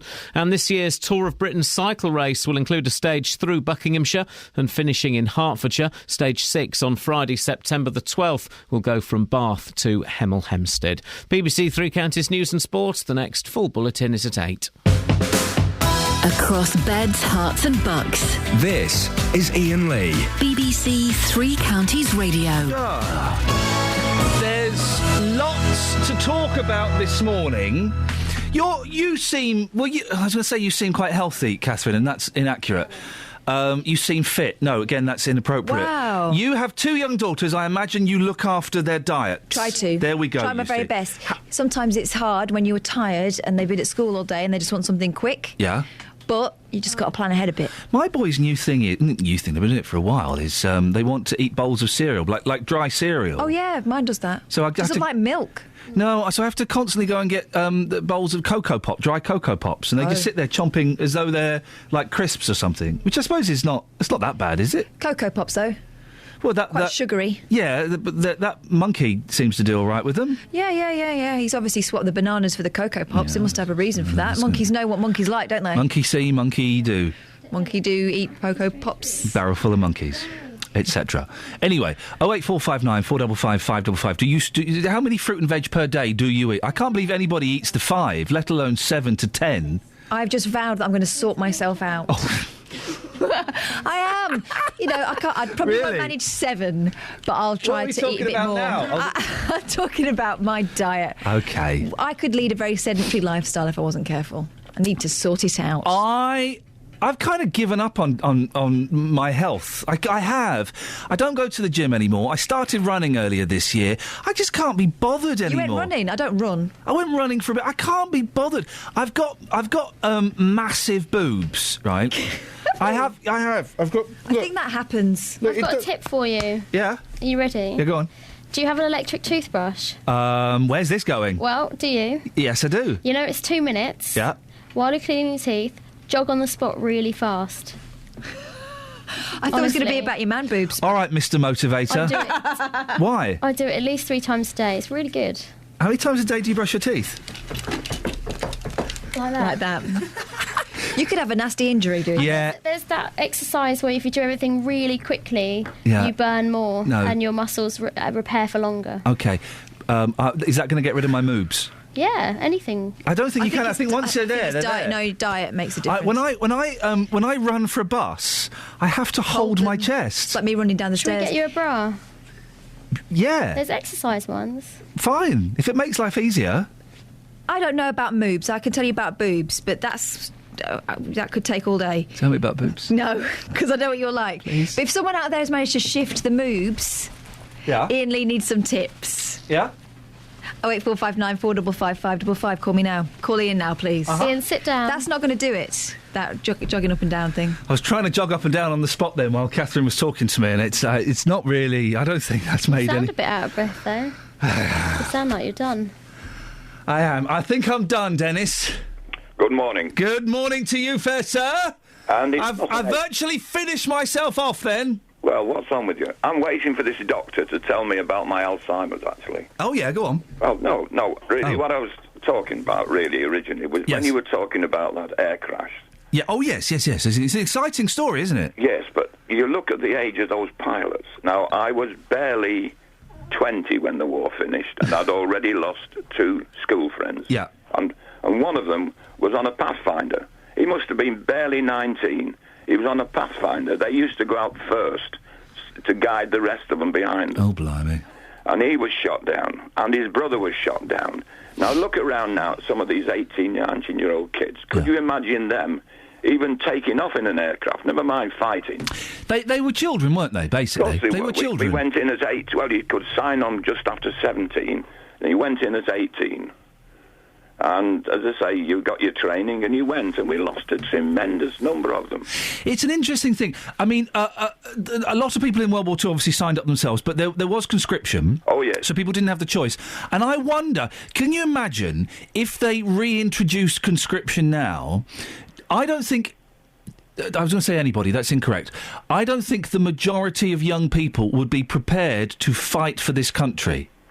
And I'm not judging them for that, because, do you know what? I don't think I would be prepared to fight for this country. In fact, I know I wouldn't. But it's an interesting shift, isn't it, in attitudes? Mind you, it's a different matter when they're attacking us in the first place.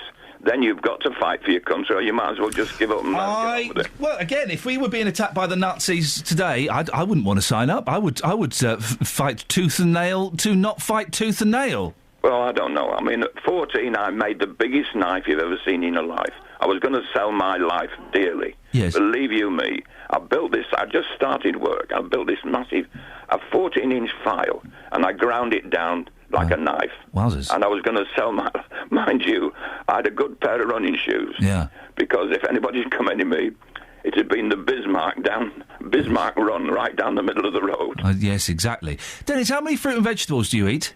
My wife insists on 5. Well, it's not enough. You've got to up it. 5 fruit, but I have chips as well.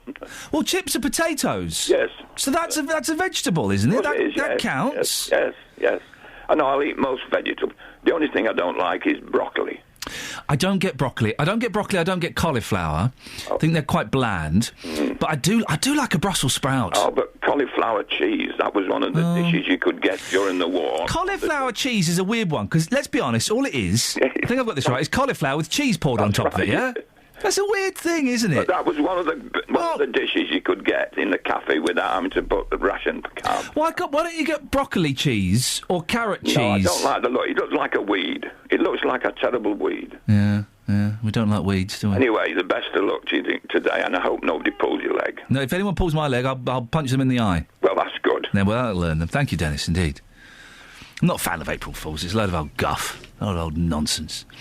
You get cauliflower cheese, you don't get broccoli cheese. Why not? You could do it. You could make it happen. It would be the same thing. Heston Blumenthal will have done it.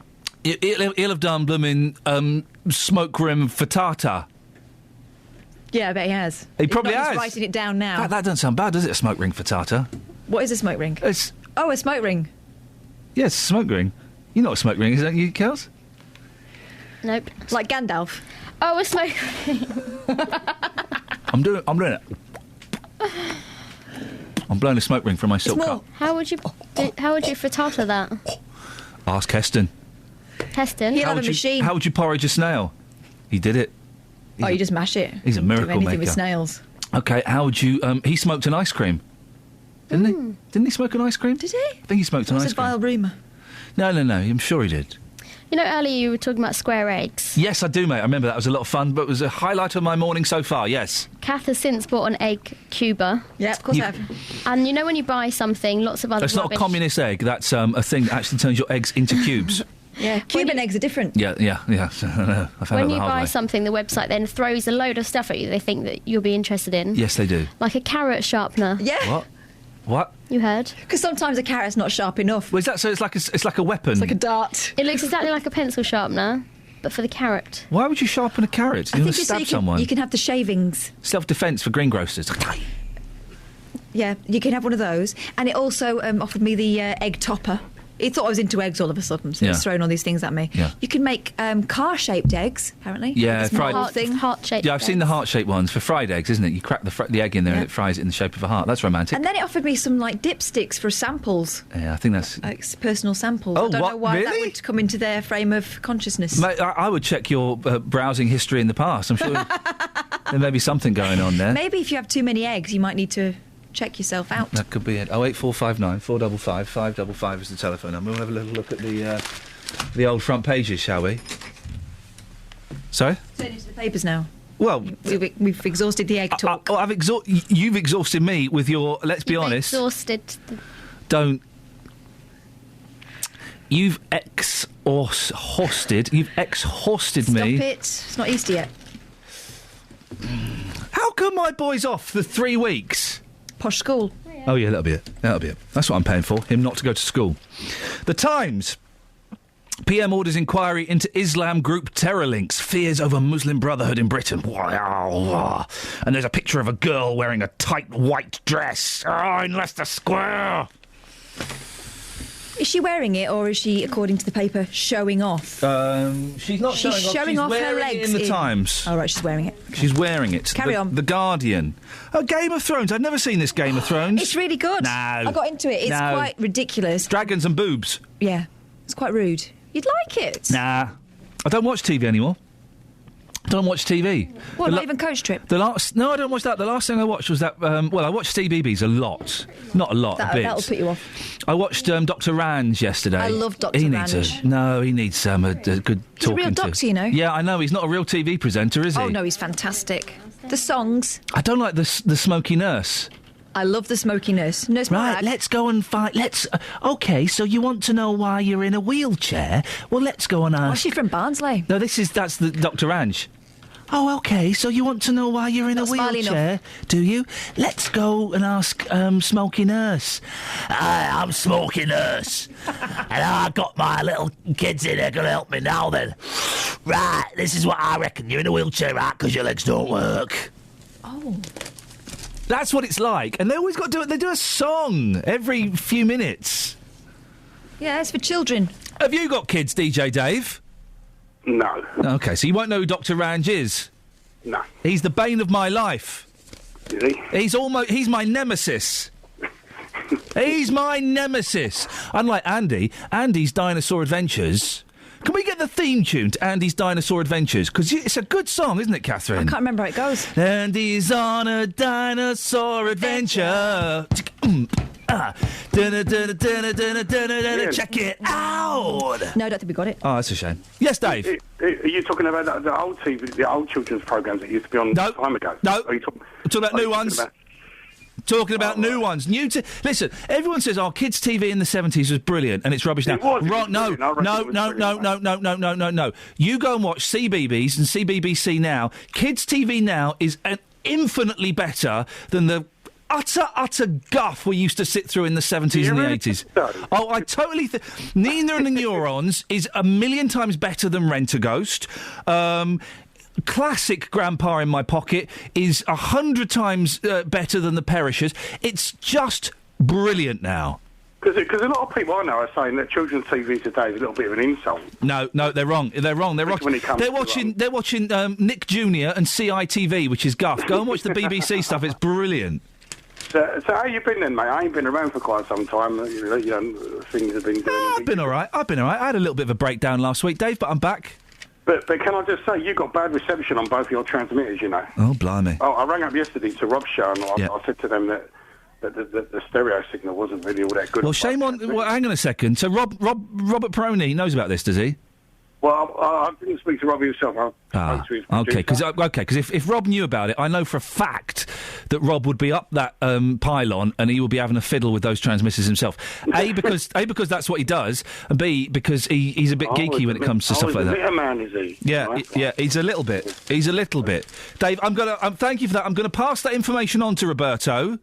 And I will get him up there with his... Seriously, he goes up there with his ladder, his little tool belt, and he climbs up there. Jane, stay there. I'll come to you in a second. Let me do the travel first. Travel news for beds, cards and bugs. BBC Three Counties Radio. Ongoing problems on the M25 anti-clockwise around junction 25 for Enfield after an accident. The queues are now going back past the junction 27 for the M11 and almost back to the Brook Street roundabout. On the clockwise carriageway, just before junction 25 for Enfield, a lorry's broken down in lane 3 and the congestion there is going back to junction 23 for the A1M. On the A1M itself, southbound really looking heavy around junction 7 for Stevenage. And on the speed sensors, things very busy at the Clop Hill roundabout, the A6 slow heading south in particular. Public transport has no reported problems. I'm Alice Glossop, BBC Three Counties Radio.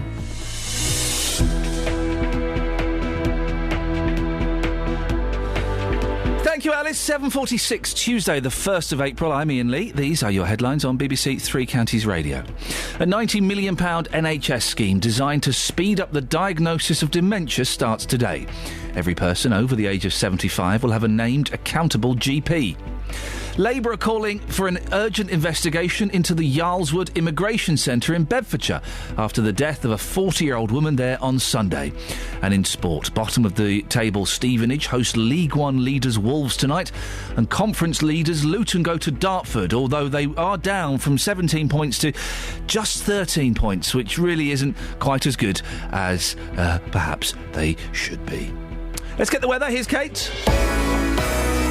Beds, Herts and Bucks weather. BBC Three Counties Radio. A little bit of mist and fog around this morning, especially out towards parts of Berkshire. The Met Office do have a yellow weather warning in place for that, but it is gradually lifting. That's only going to be valid until 9 o'clock, where we should start to see the sunshine. Most of us already seeing blue sky, maybe a bit hazy, but we'll see some sunshine proper through the course of the day, and the temperature steadily rising as well, maximum 19 Celsius. This could spark off one or two showers, but most of us should stay dry through this evening. We get one or two mist and fog patches developing again overnight tonight, but not quite as extensive as the night we've just had. Minimum temperature down to around 6, maybe 7 Celsius. A rather murky start for Wednesday, but again getting brighter through the course of the day with some sunny spells, and warm again tomorrow. Maximum temperature 19 Celsius. And that's your forecast.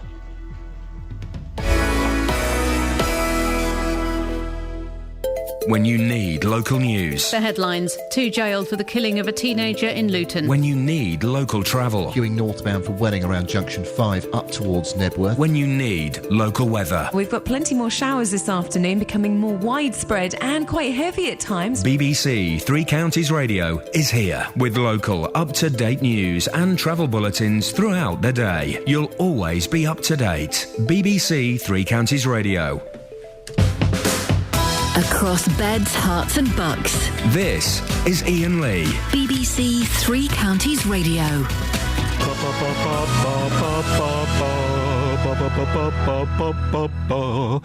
Jane's in Aylesbury. Morning, Jane. Good morning, Ian. Good morning, Jane. How are you? I'm all the better for hearing your beautiful, beautiful voice. Come on, cheeky little giggle there. Lovely. Oh, it sounds like you're being tickled on the feet. Oh, you got me going, baby. Jane, what can I do for you this morning? You and your man boobs, I'm afraid there's no way but surgery. What? Your man boobs. What do you mean surgery?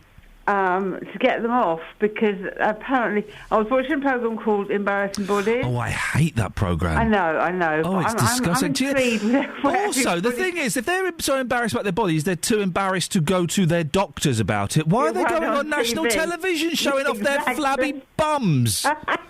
Dirty. Yes. Yeah, but apparently you can't diet them away or exercise them away. You have to have surgery to get rid of them. So I'd have to have my man boobs cut off? Yes. I'll leave them then. I'll leave them. It is odd though, Jane. When I run for a bus, I have to hold my chest. No, I heard. That's terrible. It is for a bloke. It is. I nearly asked you a question that's inappropriate, so I stopped myself. Jane, thank you very much for the advice. Catherine, what on earth are you doing? Thinking about running down the stairs. Oh, wowzers. Ruth's in High Wycombe. Good morning, Ruth. Good morning. Ruth, what can I do for you? You were on about children's television now being guff. Children's television of the 70s and 80s being guff. Yeah. No, Ian, you've got it round the wrong way. 70s and 80s children's TV was the best. The television now is guff. Absolutely rubbish. Absolutely. I mean, you were on about Rent-A-Ghost. Yes. Rent-A-Ghost, the best. Utter rubbish. Total. It was. Have you got kids now, Ruth? I've got a 6-year-old, and I sit and watch the rubbish that he watches. It's total rubbish. Tell me what your 6-year-old watches. He watches the regular show. He watches things like Fifi and Peppa Pig. You're watching the wrong channel, love. You're watching the wrong channel. You know. You're watching the wrong channel. You're watching the commercials. I do not want. Oh, hang on a sec. Who's that? That's him. What's his name? Hang on, Paul. Let me speak to Paul. I don't want to speak to you, Ruth. I want to speak to Paul. Say hello. Paul. Hey, Paul. How you doing? Fine. You're right. You're 6 years old, yeah? Yeah. What's your mum banging on about? You watch Peppa Pig? I do not. Why don't you like Peppa Pig? I hate it. Why do you hate it? Oh, he tells me he hates it. No, I want to talk to Paul. Put Paul back on. Back upstairs. He's embarrassed. Paul's an odd name for a child in the 21st century, isn't it? Well, no. No? You know, there's more and more people. Are they? He's coming back. It's making a great... Yeah, you're not gone for a Keanu or a... Oh, no. No, you've not gone for anything like that, or a Rooney. No. Oh, OK. I mean, the children's programmes of the 70s and 80s, they sort of meant things. I mean, there was like things like Mary Munger and Midge. Oh, no. Listen, next we'll be doing a phone-in about legalising cannabis and bringing back hanging. No, Ruth, you're wrong. You're watching the wrong channel. Watch CBBC, because those programmes are brilliant. That's even worse. No, what are you talking about? It's even worse. Maker! Mr. Tumble!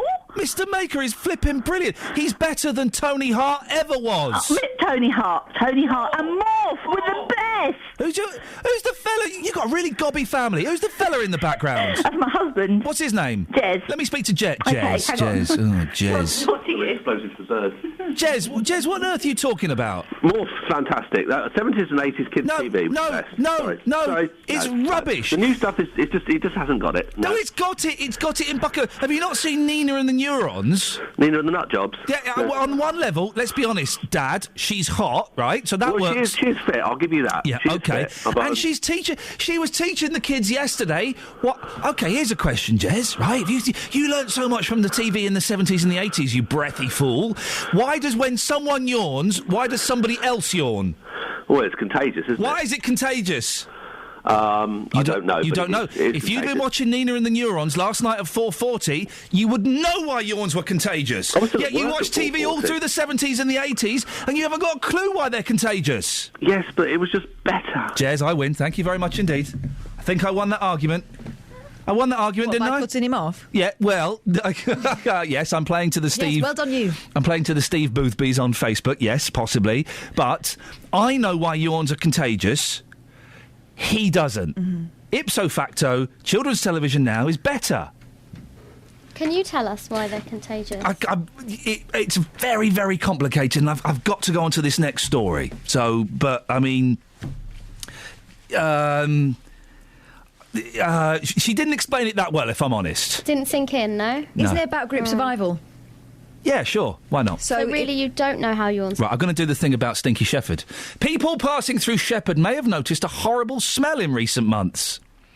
It's claimed the sewage system can't cope with the pace at which the Bedfordshire town is growing. Well, our reporter, Stinky Simon Watts, has been to check it out. Well, Shefford is a town that is growing, and it's doing so at a really rapid pace. Its population had increased by nearly a quarter in the last census, and in the 3 years since then, it's been getting even bigger. There are 2 housing developments in the process of being built, with 175 new homes and a planning application for a third in the pipeline.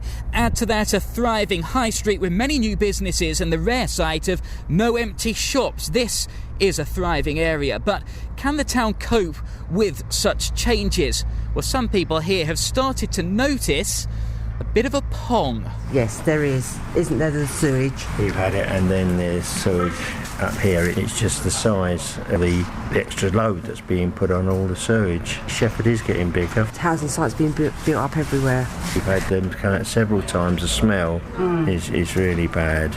Well, I'm stood at the St Francis Park development. You can probably hear some of the building work going on in the background right now, and it's the building of these new homes here and around the town which are claimed to be taking their toll on the sewage system. I have to say, as I stand here on a sunny afternoon, it's not as bad as I maybe expected, but as you've just been hearing there, many people have been experiencing issues. Now, it's a problem that Anglian Water have already flagged up in consultation with the council, stating that the foul sewage network capacity has been reached. Clearly, still, the smell exists. We can talk now to the Mayor of Shefford, Paul Mackin. Morning, Paul. Good morning, Ian. What's going on with Stinky Shefford? Well, it's a problem we've had for some years. Anglian Water are only just getting to actually recognise it as a problem, but for several years now we've had to have several tankers per week come in to help empty the system. The problem is when the pipes were put in back in the sort of early 50s, the town was a very much smaller place, or it was a village then. Yeah. And a lot of the pipe work is the wrong size. You've got things like 6-inch pipes running into 4-inch pipes. And of course it causes massive backups. We've had problems with sewage coming out into people's gardens, out into the roadway, and all sorts of things. Over the last couple of years, Anglian Water have put in some great big attenuating tanks, which should relieve some of the problems. But it's only a band-aid on a bad cut. What needs to be done, Paul? Does the whole town need to be replumbed? Unfortunately, it's coming down to something like that. Oh, gosh. Sounds expensive. Yes, and that's why Anglian Water have been shying away from it for several years. Apparently, the rules are that they're not allowed to refuse to connect an estate or a system to their system. Right. What have they adopted afterwards is another thing, and we've got some systems around the town that go into small estates that are not yet adopted by them. We've got let me read you the statement from Anglian Water. They say it hasn't been made aware of any specific odour issues in the Shefford area. They say towns and cities all across our region are growing, and those in Bedfordshire are no exception. However, we work with the developers to make sure any new projects won't adversely impact our network, and we make the necessary upgrades where they're needed. Yeah, if you believe that, you'd believe a politician, wouldn't you? The problem is, I mean, I know for a certain fact that over the last 10 years we've made quite plain to Anglian Water, to Central and earlier Mid-Beds Council, that we have problems. In fact, one of the main problem points is right outside one of our ward councillors' houses, so they can't say that nobody is aware of it. It really is a major problem. If we get a heavy rainfall, we're going to get sewage coming out into the street somewhere. You can almost bet on it. And particularly, I mean, during the last rainfall, we had the heavy floods and things like that. I mean, people couldn't flush toilets and all sorts of things. The problem is that one of the big developments they're putting in now is at the top of the hill. So if you understand how stuff rolls downhill, it's only going to make it worse for the people already in the town. It's not going to make it worse for the people on the top of the hill. It sounds thoroughly unpleasant, Paul. I hope you make progress and you get to sort it out. Keep in touch with us and let us know how you progress. That's the Mayor of Shefford, Paul Mackin. 08459 455 555 is the phone number. Or you can text 81333. Start your text 3CR. This football shirt that's costing £90. £90 for an England shirt works out at about 30 quid per match that we'll end up playing in Brazil, says Phil. And now, £90 shirt price probably was set by one probably earning footballers' wages. Mad money, mad prices for mad people. Who pays that price equals Norbert. Now, are they saying that whoever pays that price is a Norbert, or is it sent in by Norbert? I'm confused. Travel news for beds, cards and bugs. BBC Three Counties Radio. Ongoing queues on the M25 anti-clockwise after an earlier accident around junction 25 for Enfield. The queues going back past junction 27 for the M11, and also the clockwise carriageway just before junction 25 for Enfield. A lorry has broken down in lane 3. There's congestion on the approach to junction 23 for the A1M. We had a call in from Keith on the M1 London bound. There's been an accident between junction 5 for Watford and 4 for Edgware Way. Queues on the approach and very foggy in the area with the speed sign set to 40. Public transport has no reported problems. I'm Alice Glossop, BBC Three Counties Radio. Oh, it's thank you, Jill, for your email. Turns out you can get broccoli cheese. It's called broccoli mornay. Who'd have thunk it? Sounds delicious. I must rush out and get some. Not. Yeah. Happy April Fools, guys. Local and vocal across beds, hearts and bucks. This is BBC Three Counties Radio.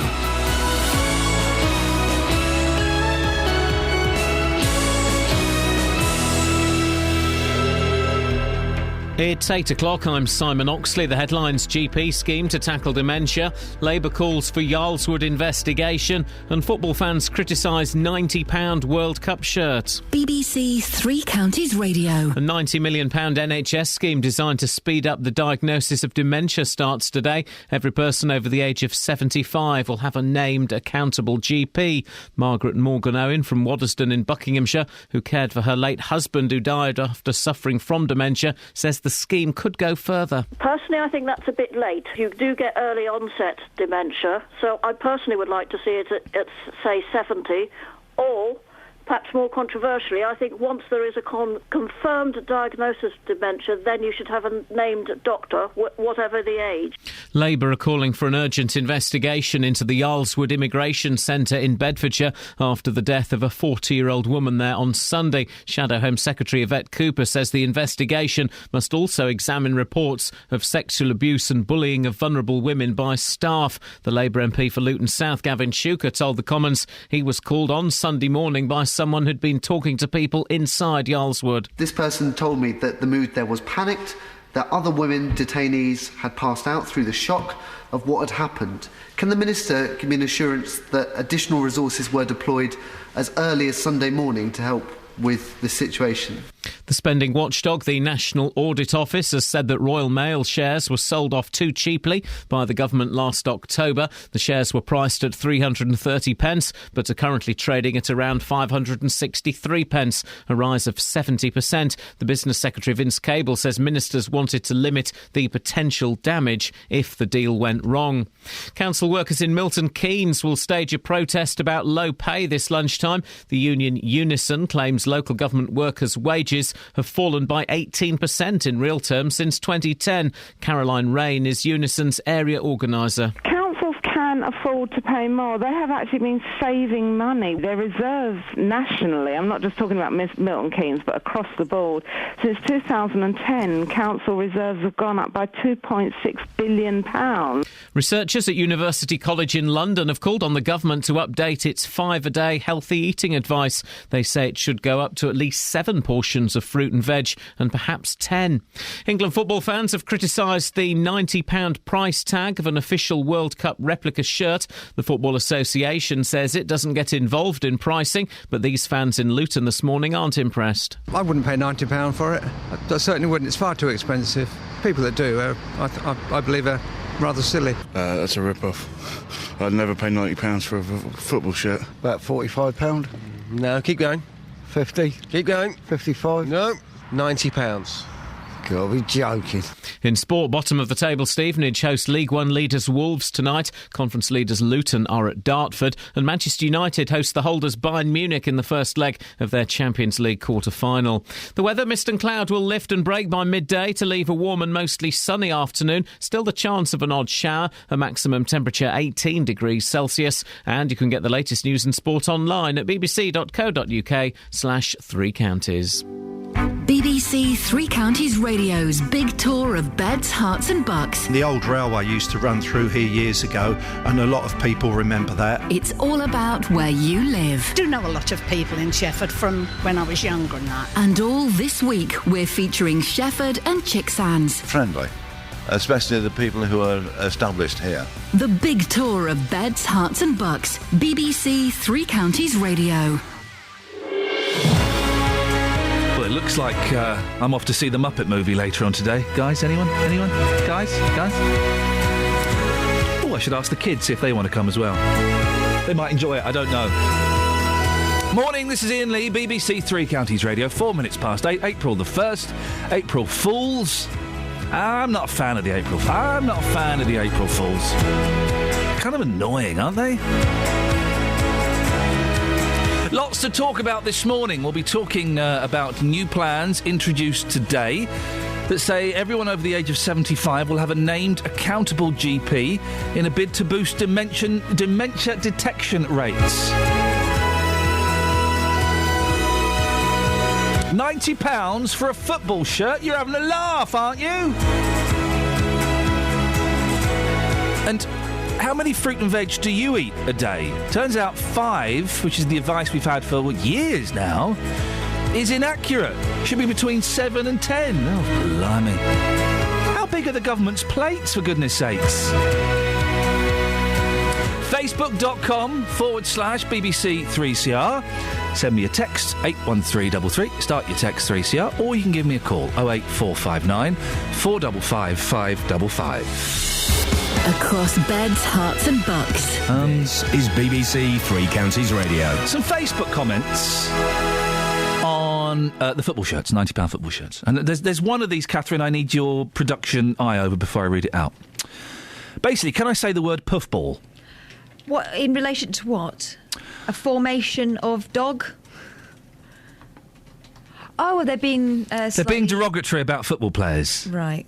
I probably can't say puffball, can I? It's very old-fashioned to use that word, isn't it? So should we drop Gary's Facebook comment? Can you substitute that for something else, or is that the whole point of his comment? You know where you can stick... he's got it twice in there. Is he a rugby player? Is that why? You know where you can stick your... manly bants? Yeah, it's manly. I don't think we need manly bants. We don't need manly bants. Where can you stick it? Sorry? Where can you stick it? Well, he doesn't specify the sticking of, but we don't need his manly bants. We can do better than that, Gary. Come on. Anthony, Wildman Anthony says that's way too much. If anything, they should drop the price. In current times, people are struggling to eat and pay bills. The thing is, thinking about this is a lot of money. It's ridiculous. But people, it's the market. Nike wouldn't be pricing. Do you remember we used to call it Nike and Adidas? And Adidas? Yeah, it's Adidas, isn't it? And Puma. Nike wouldn't... and Nestles. Nike wouldn't sell it for 90 quid if people weren't going to pay it. They know that people will pay it, people will buy it, and they will wear it with pride. They will make their money and then some. So I guess if people are stupid enough to pay that much money, if people have the passion and that disposable cash and they want to spend it on a football shirt, then... Actually, good luck to them. They're those figure-hugging ones, aren't they? That they're worn by these continental football players with great aplomb. But I'm not sure that the Great British Physique is made for these figure-hugging. No, wouldn't shirts. mine is. And we're going back to the moobs Can again. you imagine? Yeah, unfortunately, I can. Maybe that's what they're doing. They're trying to price them out. You know, the tummies out of the market. You saying fat people can't afford £90 for a shirt? No, I'm just saying that. Yeah. You No, are, aren't you? You are. You. She said that, dear listener. 08459 455 555. Maybe if these people want to pay for these shirts, perhaps good luck to them. On to slightly more serious issues. NHS England will make sure everyone over the age of 75 will have a named, accountable GP from today in a bid to boost dementia detection rates. It's investing £90 million in the scheme, which will see practices offering faster diagnosis, as well as offering the most vulnerable 2% of their patients an enhanced service, including same-day telephone consultation and proactive case management, whatever that means. Well, it would suggest that the service hasn't been particularly good for dementia patients in the past. Justin Dealey has been speaking to pensioners in Watford about their local GP. No, I think a regular doctor, the one and only, gets to know all about you, and they call you by your first names. And that's clearly very important to you, isn't it? That's right, to have a friendly doctor who understands you. Eddie, you've just turned 75 years old, so you're in a good position to answer this one. Do you have the same GP all the time? I have the same surgery, but, all depends who's vacant at the time, Do you think it makes any difference at all, whether you have the same doctor or not? No, if they're good doctors, it don't make no difference. We're very lucky in Sainsbury's car park, North Watford. The Garston surgery there, they're brilliant. So even though it's a different doctor, you've still got full faith. If there was something wrong with you, they would definitely pick that up. Yeah, they're excellent, yeah. Now, your GP, how long have you had your GP for? 10 to 12 years, this one. And how have you found that service? Great. I won't have any other one because he is brilliant. I can talk to him and I don't feel ill at ease with any complaints I've got, and he just sits there and listens. And you have full faith in him? Yes, I have. Do you think it's really important for over 75s to have the same doctor? Well, I do. Think it is. Oh, no, I have a regular doctor, but they only work part-time. So if there is an emergency, then I have to see one of the others. Yeah. It doesn't happen very often. In fact, I can only think of it happening once before. And how good is that bond between yourself and your GP? Oh, yeah, perfect. Yeah. Well, there's continuity. She knows what to look for. When you're over 80, she asks me the questions that are relevant to me. Takes an interest in my general well-being. Long may it continue. Well, Dr. Mike Ingram is a GP in Radlett in Hertfordshire. Morning, Mike. Good morning. I'd like to diagnose a bit of dementia on the NHS England, because their press release and their information is totally inaccurate, I'm afraid. Oh, go on. What have they got wrong? Well, they've confused two things. The fact is that GPs are under the new contract being asked to be involved in early diagnosis dementia. And then there's a separate thing, which is that all people over 75 will be required to have their name GP, and that what the early confusion by NHS England information office has obviously confused the two. So that doesn't surprise us, because they're having a lot of problems up there. Well, but there you are. I just wanted to put the facts straight. So they've tied. We go on. Thank you very much, Mike. I appreciate it. So they've tied kind of two different initiatives together, have they? Well, I think they have, and the initiative that I totally am delighted at, and I think all the people you heard on that clip are delighted at, is the fact that we know that continuity of care, that is having your own GP, someone who knows you, who relates to you, who you can trust, often who's known you for many years, who's seen your children grow up, is vital if we're going to maintain an efficient and effective general practitioner service. Why can't everyone have that? Is it financial? No, I think to some extent it's the way practices decide to organise themselves. As one of your voices there that you interviewed said, a lot of part-time working now. We're seeing a change in the nature of general practice. Some people, many more women are coming in, and when they're having children, for example, they're working part-time, which means it's more difficult to have a continuity of care and named GPs. Many men also are working part-time. The fact is that we, as a practice here in Radlett, as many of our patients listening will know, that we have always worked a fairly strict your own GP system. Other practices in the area have much more flexibility, but certainly as a practice here, we've always had the philosophy that having one GP who's responsible for you, in inverted commas, who is dealing with all the issues from paperwork to blood results to referral to whatever, means that you develop that relationship, and that GP gets to know you really well, and it really makes general practice care and job satisfaction better for the patient, better for the doctor. Same day telephone consultation, is that practical?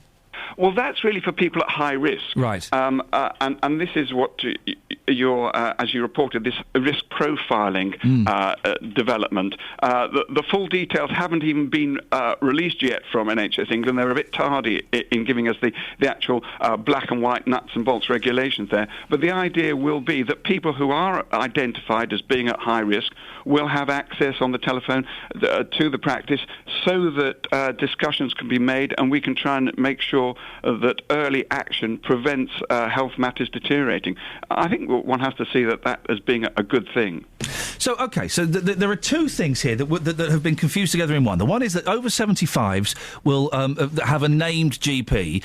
So what's the specific dementia initiative that's being introduced there? Well, that's a dementia initiative that's been going on for the last couple of years. Right. And that's trying to encourage GPs to be aware of dementia, to be involved and to intervene at an early stage with people with dementia, to refer early to the various dementia services that exist within the community.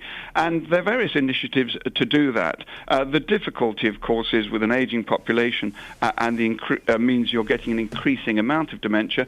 And it's important, as far as we're concerned in general practice, that if we are identifying people who have got earlier signs of dementia, that there are services there that can support both the patient and the family who are looking after them. And development of that is going to be vital. One worry I think we have as doctors is seeing cutbacks in local authority budgets, which aren't protected like health budgets, means that often the social services support for people with dementia might not be up to the mark when it comes to us making the diagnosis. Where's the extra help coming from? And that's a worry that has to be addressed. Of course, it's a problem. As we are living longer, it's a problem that's going to get worse and worse, isn't it?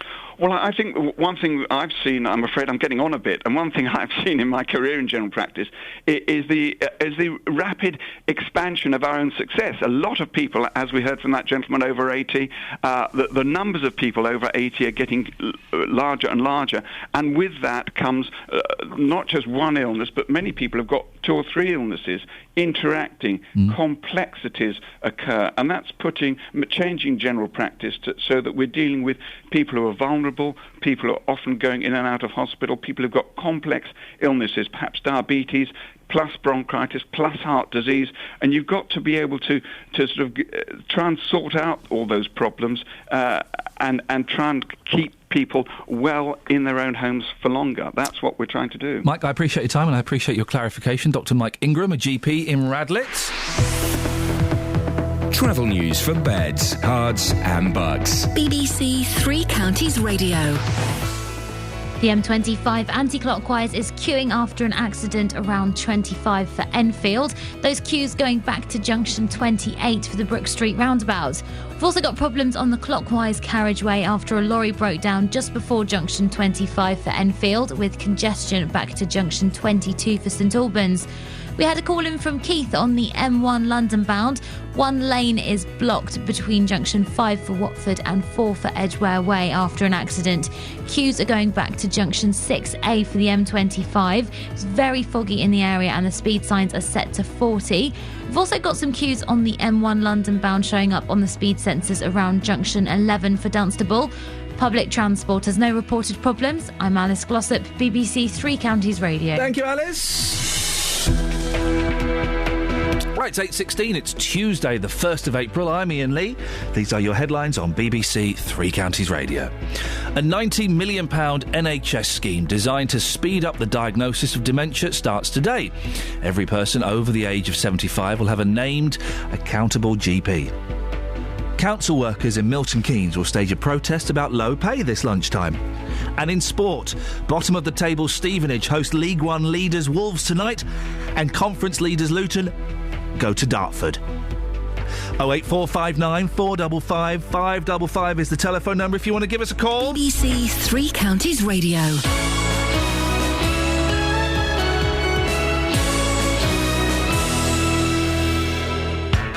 BBC Three Counties Radio's big tour of beds, hearts and bucks. It's a lovely little town. The people are all friendly. I just like the whole place. I just like where it is. It's nice and quiet. Inviting everyone to where you live. I do like the smaller shops, yeah. And all this week, we're featuring Shefford and Chicksands. We're permanently fixed in Shefford now. We're quite happy with the town. I love it. I live in Clifton, but I wish I lived in Shefford. If you've got a story everyone should hear about, let us tell them about it. Lovely properties, 13th century village that is full of character and lovely people.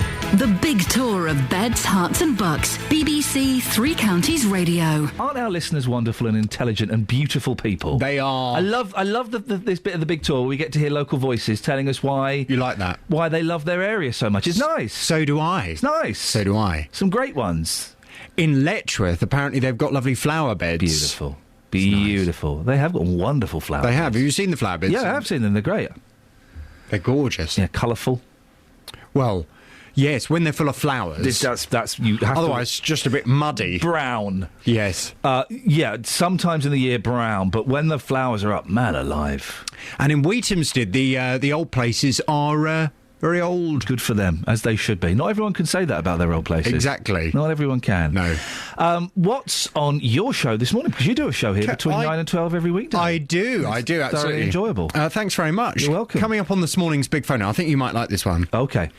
Is it sensible or silly to give children a mobile phone? Oh, yeah, I like that The one. Chief Inspector of Constabulary, Tom Windsor, has warned that smartphones give children easy access to adult content online that could turn them into criminals. Well, he's concerned that violent and sexual imagery can be downloaded in seconds, which will desensitise a generation of children to abuse and violence. Yep.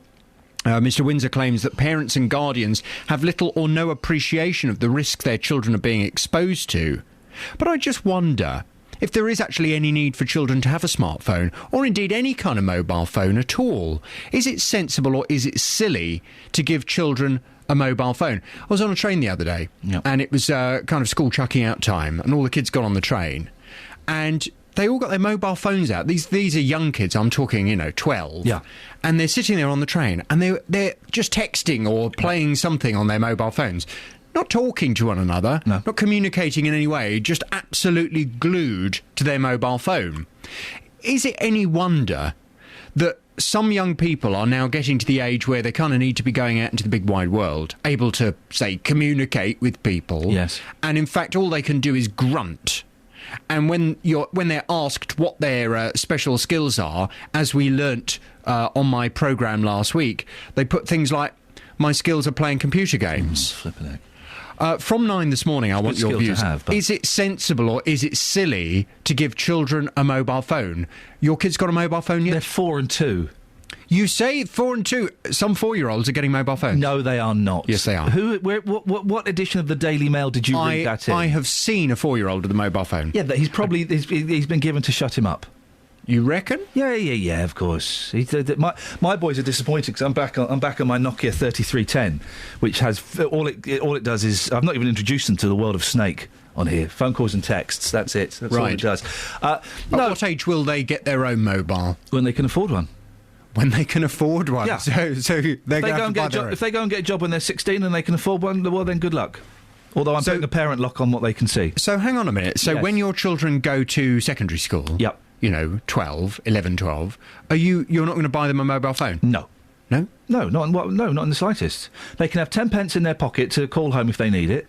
And that's it. I think it's 20p now. Is it really? I remember when it was 5p. Really? I remember it was 5p. They are... No, not at all. Not at all. And what are your thoughts to parents who do buy their children a mobile phone at, say, the age of 8 or 9? Well, I think they're bad parents. They're bad parents. I think it's terrible parenting to give your child unadulterated access to the whole of the internet. To have that in their pocket at the age of 8 is irresponsible and shameful. What about just a phone that you can text on or phone? At the age of 8? Yes.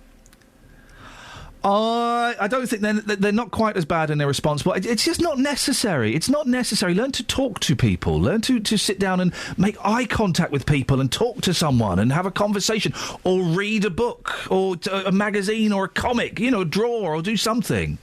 Well, from 9, I'd like your views on this. Is it sensible or is it silly to give children a mobile phone? 08459 455 555. I'd love your call. I feel that we're getting closer. What, physically? We can do, but I just feel that over the last... Don't pull a face. I just feel that over the last few... You did.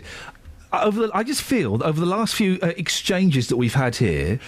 I just feel that we're getting closer. We're getting a bond. Really? Well, we have known one another for what, 2 years? Something like that. Something like we see each other every day. Yep. For 2 years. Yep.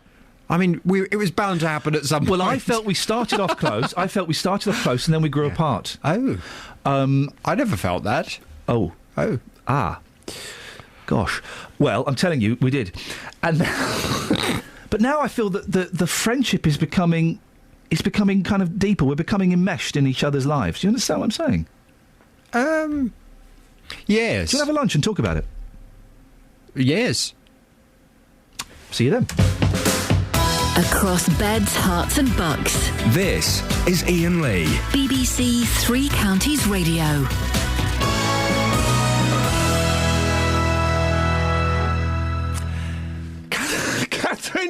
I turned around. Catherine's given me skunk eye. What's your beef? Just thinking about children and mobile phones. I'm with you. Oh, wow. You've what? Don't give me the skunk eye, though. Well, I also heard you inviting him out for lunch. Yeah, I've invited you out for a lunch. You and Scoins are we're going to go out and for a lunch. lunch. And then I said, OK, let's go. And you said, I can't go. No, I can't go. I'm chasing you for a lunch. Really you invited nice me of to. you guys to. Yeah, OK. It's a grown-up lunch. Go out where we're going to talk about ownership of you. Custody. Right, you can only do Thursdays, Catherine, and I can't do this Thursday. I could do this Thursday. Yeah, I can't do... Well, you go out with Catherine this Thursday. Go out. Yeah. Where should we go? Right. Are we doing the pilot thing or not? Well, let's have a look. Yes, but first talk to Ben in High Wycombe. There are problems with the SIGs. Oh, Ben, what's your beef, dude? Oh, dear. Sounds like a one-sided love affair to me. Yeah, exactly. What does that mean? 2 mornings running. Yes. This morning especially. Coming out of Wycombe on the London Road, still tuned on 98. I've gone suddenly without warning to Radio Oxford. Oh, I am so sorry about you having to listen to those suckers.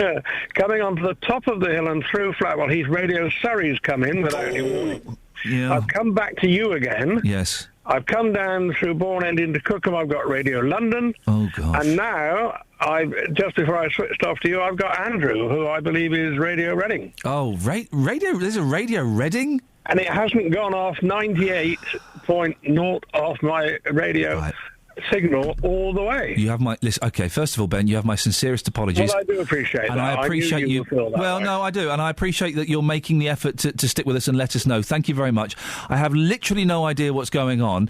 But mark my words, Catherine, I'm going to send someone a very strongly worded email today. I'm serious. Radio Reading sounds really good. No, it sounds bobbins. Utter rubbish. Ben, you don't sound like the kind of person that would normally listen to this rubbish. You sound quite intelligent. Well, I think some of your stuff is quite intelligent. Some of it? Yes. Which bits?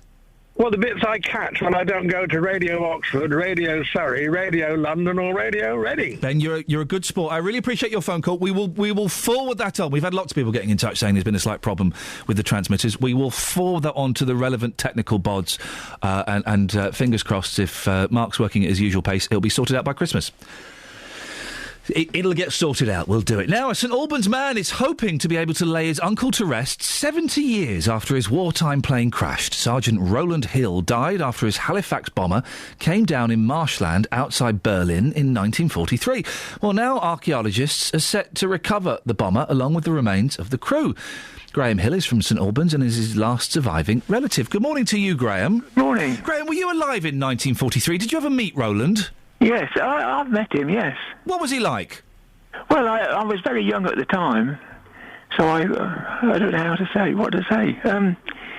Well, if you don't remember him, you're allowed to say you don't remember him. It was a long time ago. Do you remember how the family dealt with the news that Roland's plane had crashed and he'd been killed?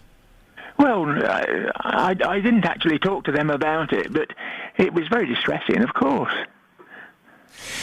It must have been difficult for the family knowing that he was in this field, which I believe is kind of marshland, without a proper burial site. That's right. 10 years ago, there was some talk about actually excavating the body. Yeah. And it fell through, and now it's been taken up again by another lot of people, and we're hoping it's going to happen. How likely is this attempt going to be? Do we know? How long? How likely do you think it is that this will actually happen? Well, I'm just optimistic that it might happen, but it's not. How did you find out, Graham? Did you get a phone call or a letter?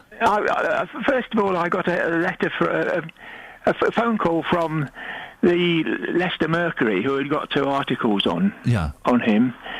And then later that day, I got a phone call from some Canadian fellow who has organised this recovery of Halifax planes before. Yeah. Because he works for is the Canadian Bomber Museum.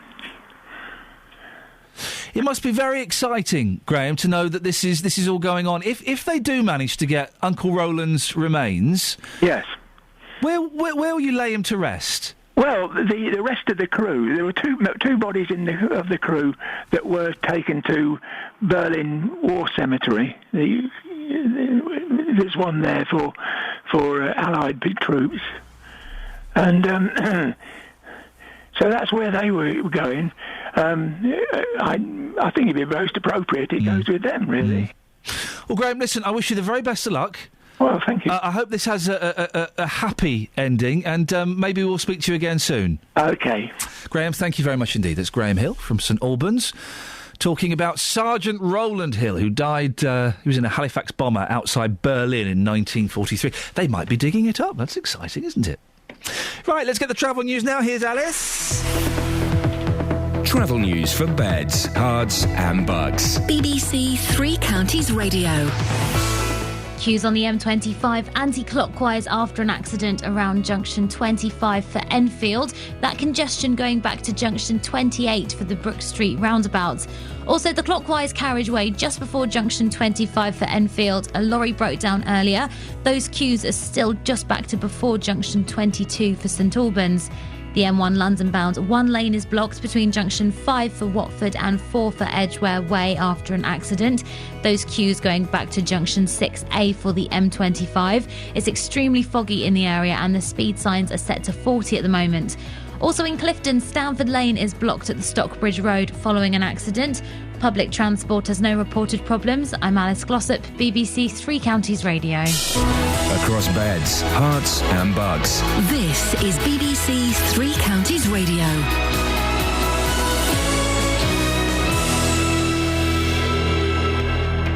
It's 8:30. I'm Simon Oxley. A £90 million NHS scheme designed to speed up the diagnosis of dementia starts today. Every person over the age of 75 will have a named accountable GP.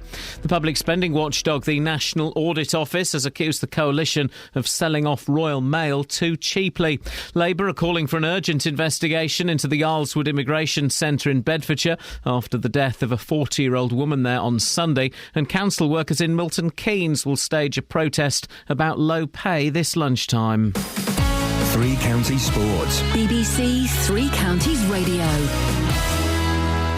Bottom of the table, Stevenage host League One leaders Wolves tonight. Victory would lift Graham Westley's side out of the relegation zone. It's a great opportunity. They're going to be buzzing. I'm sure the place is probably going to be full here.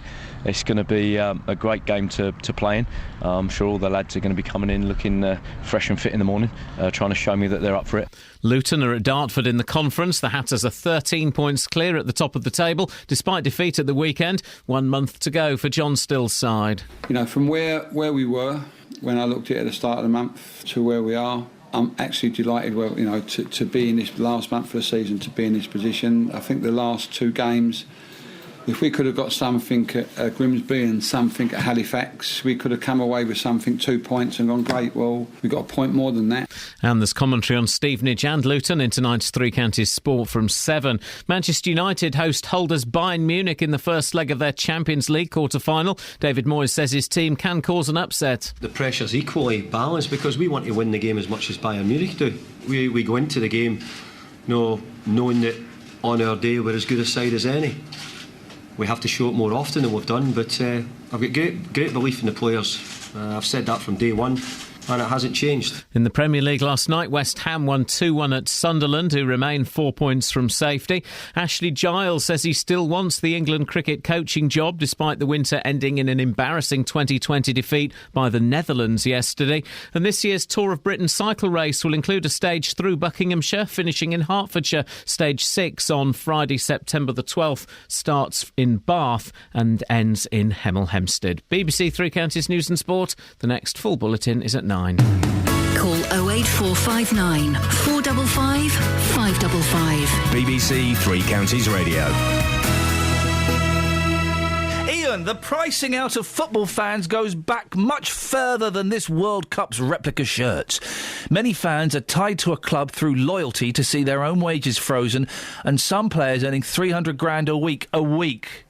That's like a really nice house a week.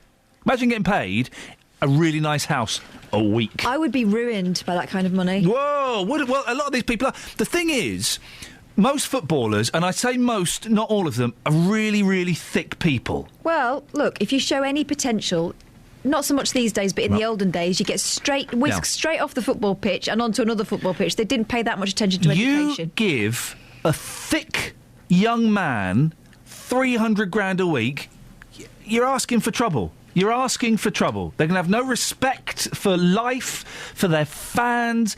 Well, who is it? Justin, maybe you can tell me this. There was a manager the other day that came out and said to the fans, don't boo. If you boo, you're not a fan.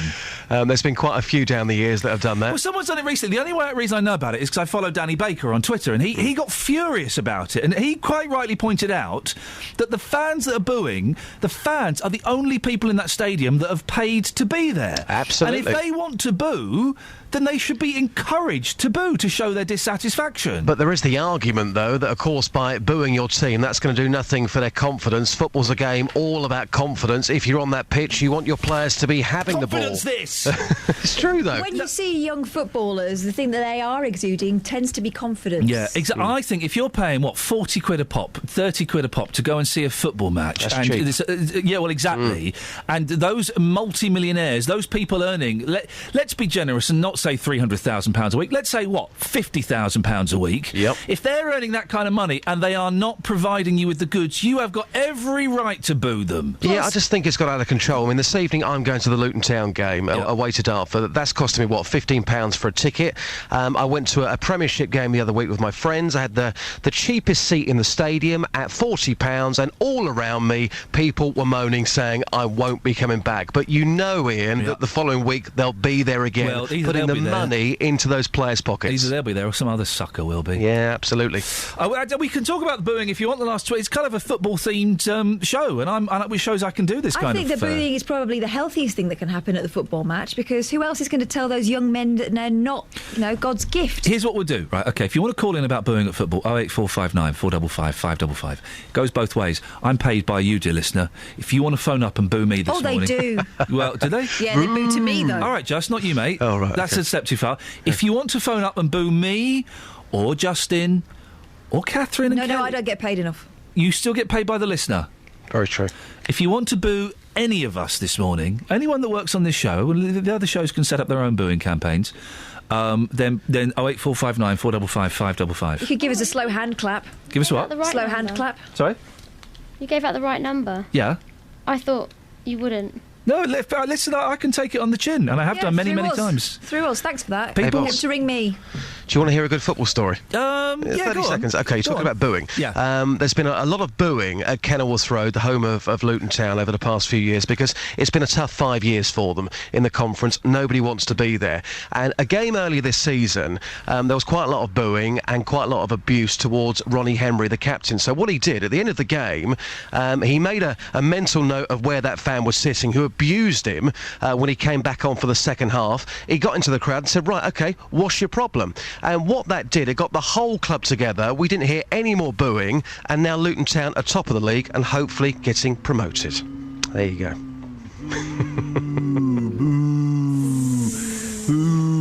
Rubbish. Boo, down with Dooley. Dooley's rubbish. Boo. It's quite a good boo, actually. Thank you very much. Yeah, we've been working on that. People can call in about that, but there are other things to talk about this morning, Justin. We've been told for years, 5 a day, 5 fruit or vegetables per day is what you need, and that will make sure that you are healthy and well. Well, we've now been told this morning that's not right. It should be double that, between 7 and 10 pieces of fruit and vegetables a day. Otherwise, we're going to be at risk from cancer and all kinds of things. I mean, I still think it's an April Fool's joke, to be quite honest with you, upping that from 5 to 7 at least. I mean, a few tips for you here. 5 a day at breakfast on the official government website. Add fruit to cereal, porridge or lower-fat yoghurt. Try a handful of berries or a chopped banana. Who has time to chop up a banana at breakfast in reality? Come on. Hang on a second, just. It takes, peel, chop. It's taking me 7 seconds to chop up that banana. Well, if it's so healthy, why haven't you done it, you see? Because we're all rushing around. As a nation, we're too busy. 5 a day at lunch. Add some crunch to your sandwiches with lettuce, tomatoes, cucumber or grated carrots. Again, who has time to go into the kitchen and grate carrots? It's ridiculous. Your mum probably does if you asked her nicely. Absolutely. Well, I've been out this morning asking people about either 5 or 7 a day, which, of course, is the new advice. Here's what people had to say. Kathy, you're here smoking this morning. What about your 5 portions of fruit and veg a day? Smoking is a habit, a bad habit, but one that is necessary. So what about making fruit and veg a habit? I do occasionally have 5 a day, but not always. Why can't you stick to that? I'm interested in this. But why can't you stick to 5 a day? No willpower. And convenience, quicker to get a burger than a proper meal. Because we're hearing today 7 a day is nearer the mark. What's your reaction to that? I did hear that earlier this morning when I was watching the television. Sometimes I wonder, they tell us everything that we need, but being blunt, we're going to die anyway, so what does it matter? Live life till the full. Madam, do you get your 5 a day? No. Tell us why you don't get it. Well, where I'm working at the moment, we don't get time to stop and have breaks every now and again. We just work straight through and eat what we've got. So 5 a day doesn't work for you. 7 a day clearly isn't going to work for you, is it? It's not. And a lot of people ain't going to be able to afford 7 a day. Agnes, you're 5 a day. You look healthy. Do you get that? I eat 6 a day. 6 a day? Yeah. Well, I have an apple for my breakfast. I have an orange with 10 o'clock snack. Then I'll probably have a banana about lunchtime. And then I have a bit of fruit after my dinner. And I have my vegetables when I'm eating my dinner. I love my vegetables. Now that you're on 6 a day, do you feel much better for it? Well, no, I've always ate 6. Always? Yeah. I love the fruit, love. Because the advice today is to up that to 7. Might you up it to 7 now? Every possibility. It's not a big jump for you, though, is it? No, if you're already on not 6. At all. Not at all. OK, Miss Healthy, have a good day. Thank you. Bye-bye. Well, here's Jordan. Jordan, you're 20 years old. Tell us what you've got in your hand there. Apple and an orange. A bit healthy for a 20-year-old, aren't you? Not normally, but I'm trying to lose some weight, actually. Oh, right. Yeah. So you're 5 a day. Are you currently getting your 5 a day? No, not quite. Probably about 4. Is it hard work? Used to be. I went about 10 years without having 5 a day, I think. But now when you make the conscious effort, it's all right. Because the advice this morning is to up it to 7 a day. Yeah. Is that going to be near enough impossible for you? I don't think I'll be doing that, no. It'd be too expensive, I think. I was surprised by that gentleman.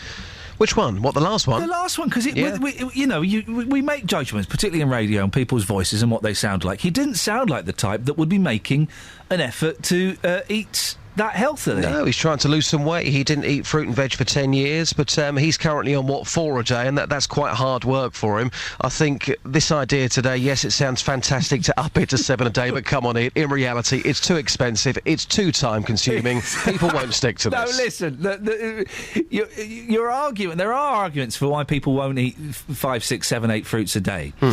But you're arguing that no one's got time to chop up a banana. It's true. I mean, if you put this out right now, if you said, who has 5 portions of fruit and veg a day? Yeah. I spoke to, one person there. I was out for an hour this morning. You wouldn't get many calls, and the argument, again, would be the same, that it does take a lot of effort, people are very busy, and it's too expensive. I guarantee you that will come back. Why will people have to chop up a banana? Why couldn't they just, eat it like a monkey? Well, if you're going by the government website, these are tips. If you haven't... I don't need tips on how to eat a banana. I know, but if people are stuck behind a desk all day and they're not allowed to eat for whatever reason, they're saying, here's a good opportunity where you can chop up a banana, you can put it into your porridge, and there you go, that's part of your 5 a day. But again, you've got to go and get the banana, you've got to take it into work, you've got to chop it up, you've got to put it as part of your breakfast. Most people get breakfast or lunch much on the go, so people haven't got the time. These people who are stuck at their desks and not allowed to eat, where is this? China? Well, come on.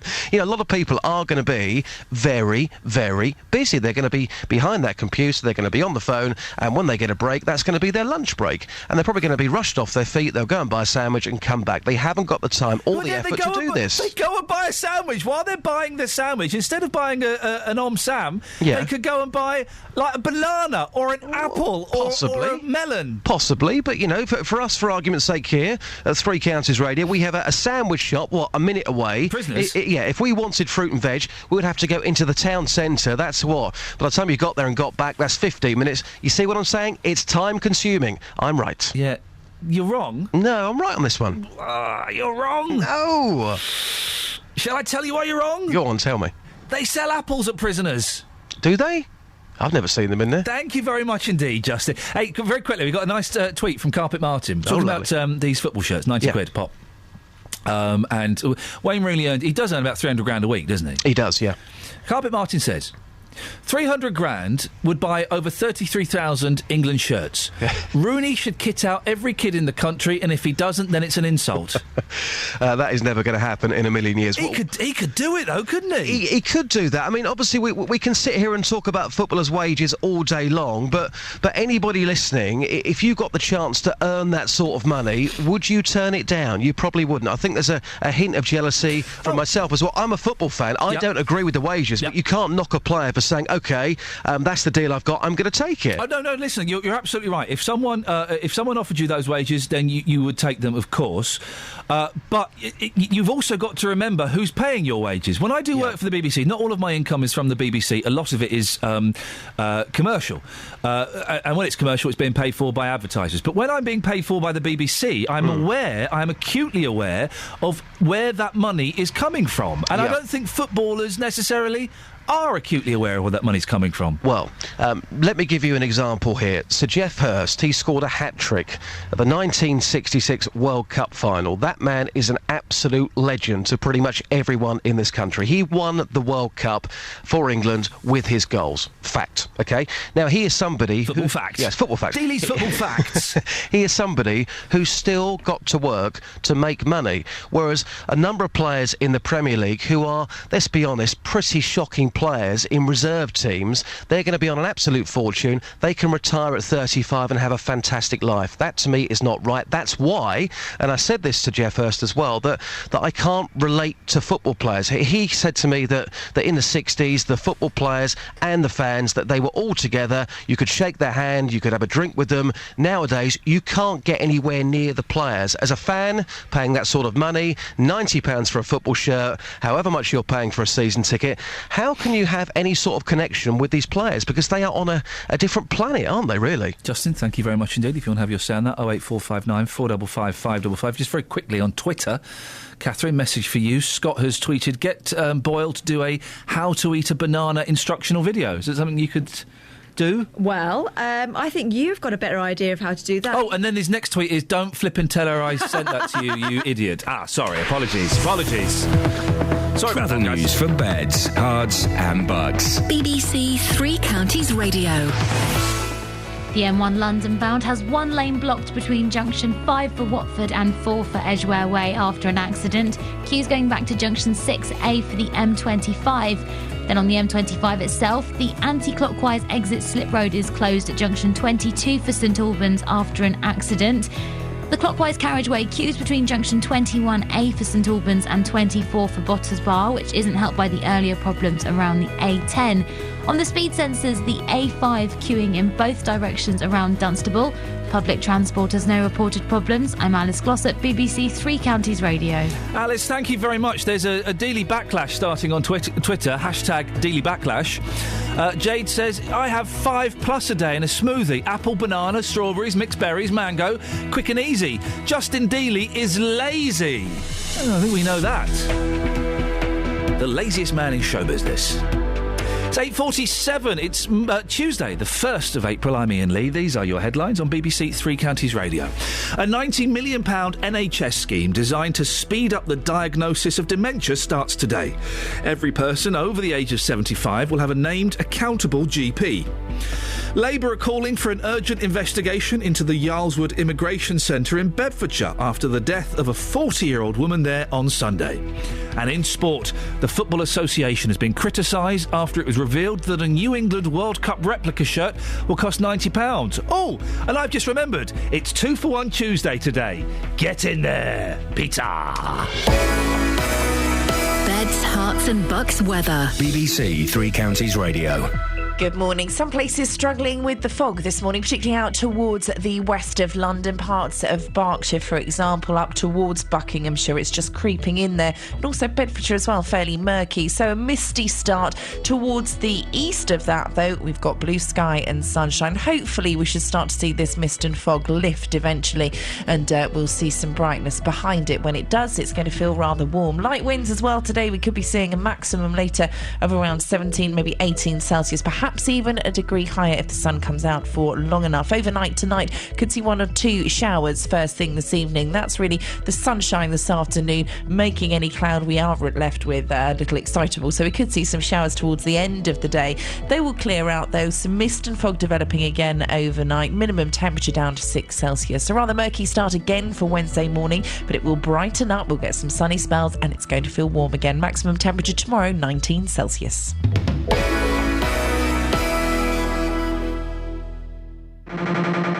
Tonight we'll bring you 2 more live games from opposite ends of the table. That was poor defence by any stretch of the imagination. It's 3-0 to the Hatters. Points in the bag. Game over, 3-0. Stevenage faced the tough task of hosting league leaders Wolves. Yeah, we're there fighting, and I think you can see, where the side's evolved to. We're certainly not playing bottom of the table football right now. And Luton travelled to Dartford, knowing 3 points will take them even closer to the Football League. All we can do is play the next game.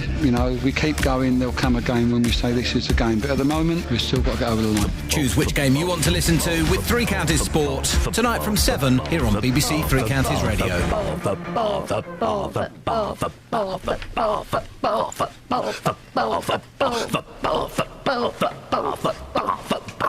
Ragamuffin style.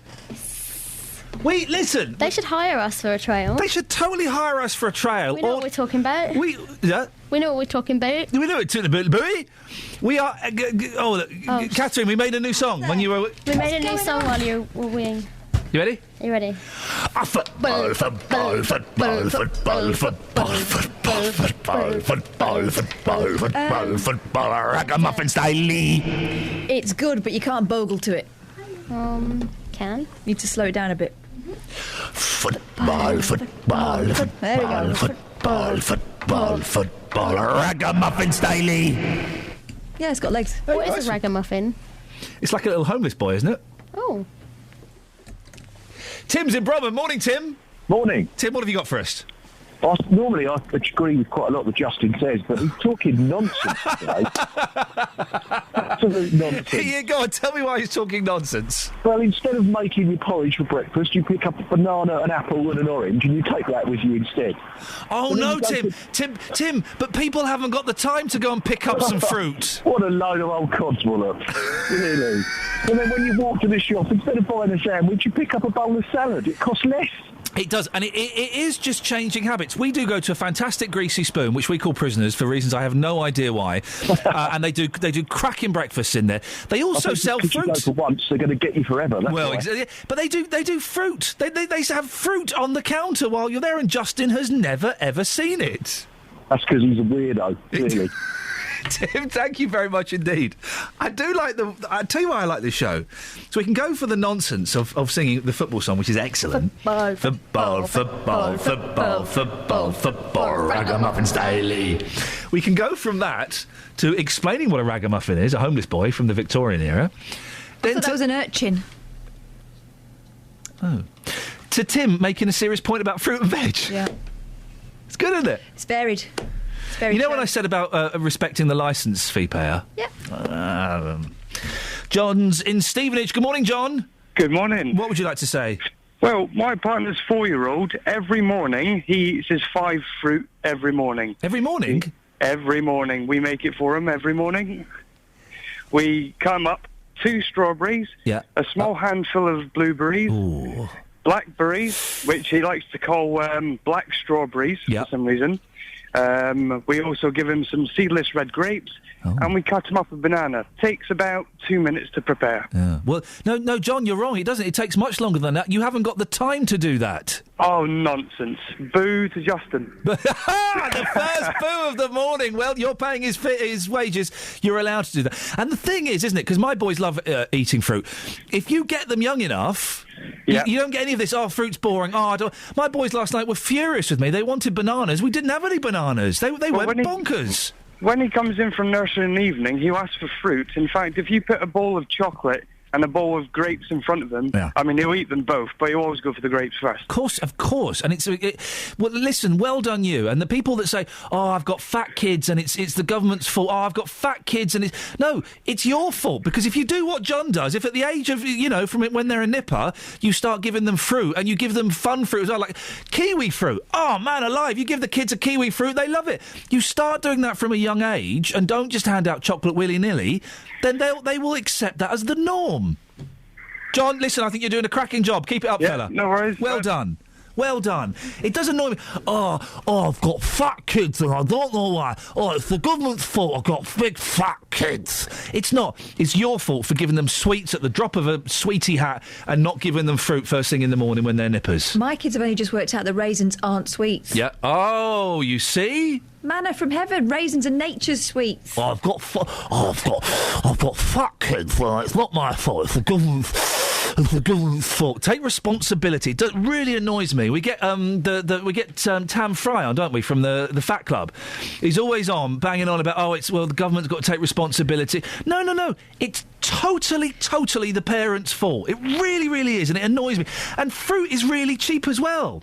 Go and buy some value bag of the Satsumas. Go and buy some cheap apples. It's cheaper than chocolate. It's completely possible. Since having children, my diet has been healthier because of the stuff I have in the cupboard these days, and you just don't buy the rubbish. The daily backlash really is kicking off here.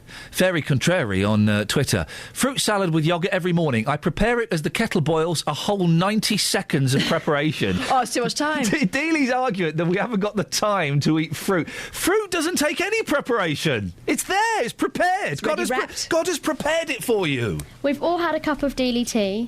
We know that he pretty much stops the kettle halfway through boiling and fills half a cup and then slams it on your desk. He does. We're really grateful for any tea we get, but why does it have to be empty? Maybe. All right, I see what Justin's doing. Maybe Dealey's doing an April Fool on us with the fruit. He hasn't got time to eat a banana. Maybe he's doing a joke on us. Yeah, could be. No, I've never seen him eat fruit. I've got an idea. How many of us are there? 1, 2, 3. Why don't we all buy him a portion and bring it in tomorrow for his breakfast? Yeah.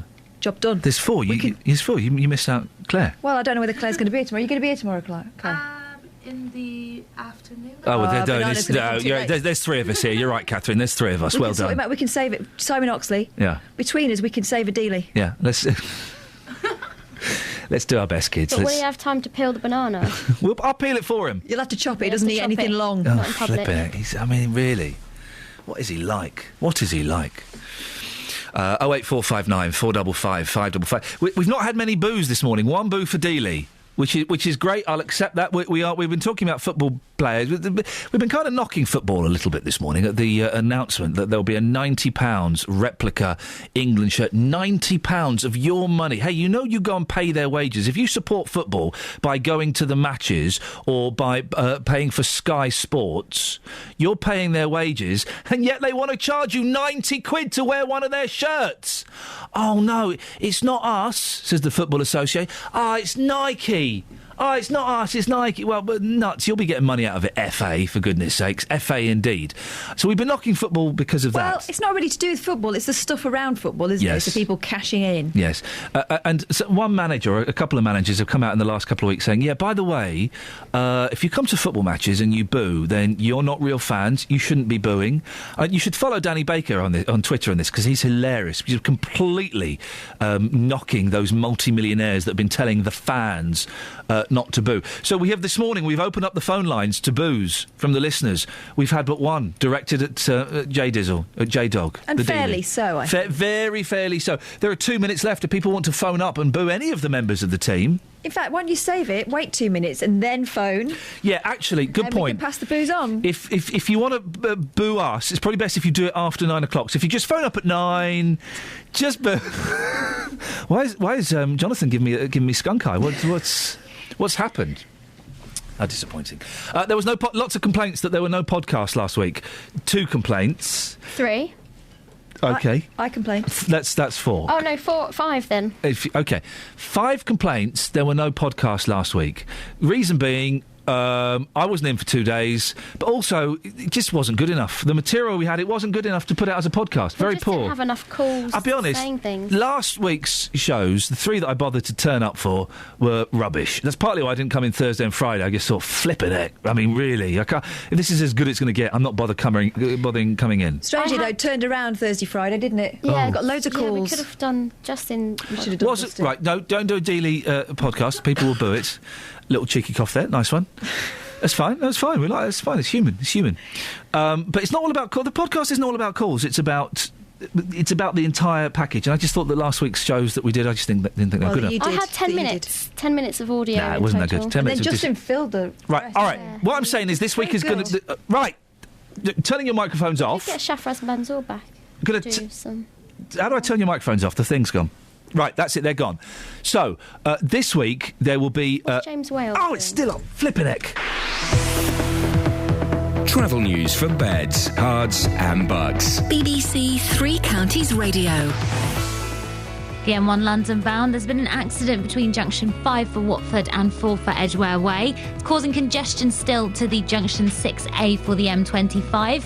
Then on the M25 itself, anti-clockwise, the exit slip road is closed at junction 22 for St Albans after an accident. The clockwise M25 still queues between junction 21A for St Albans and 24 for Potters Bar. That's after the earlier problems around the A10.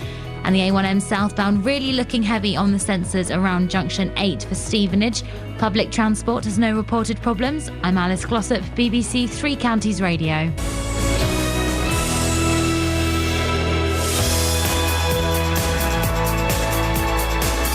That's your lot. Stick around for JVS. We'll be doing an excellent show. Keen to get your thoughts on giving mobile phones to kids. Until tomorrow at 6 from me.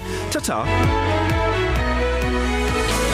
Local and vocal across beds, hearts and bucks. This is BBC Three Counties Radio. Thank you, Iain. Good morning. Welcome to the JVS show. I'm Jonathan Vernon-Smith. It's Tuesday. It's 9 o'clock and on the big phone in. Is it sensible or silly to give children a mobile phone? The Chief Inspector of Constabulary, Tom Windsor, has warned that smartphones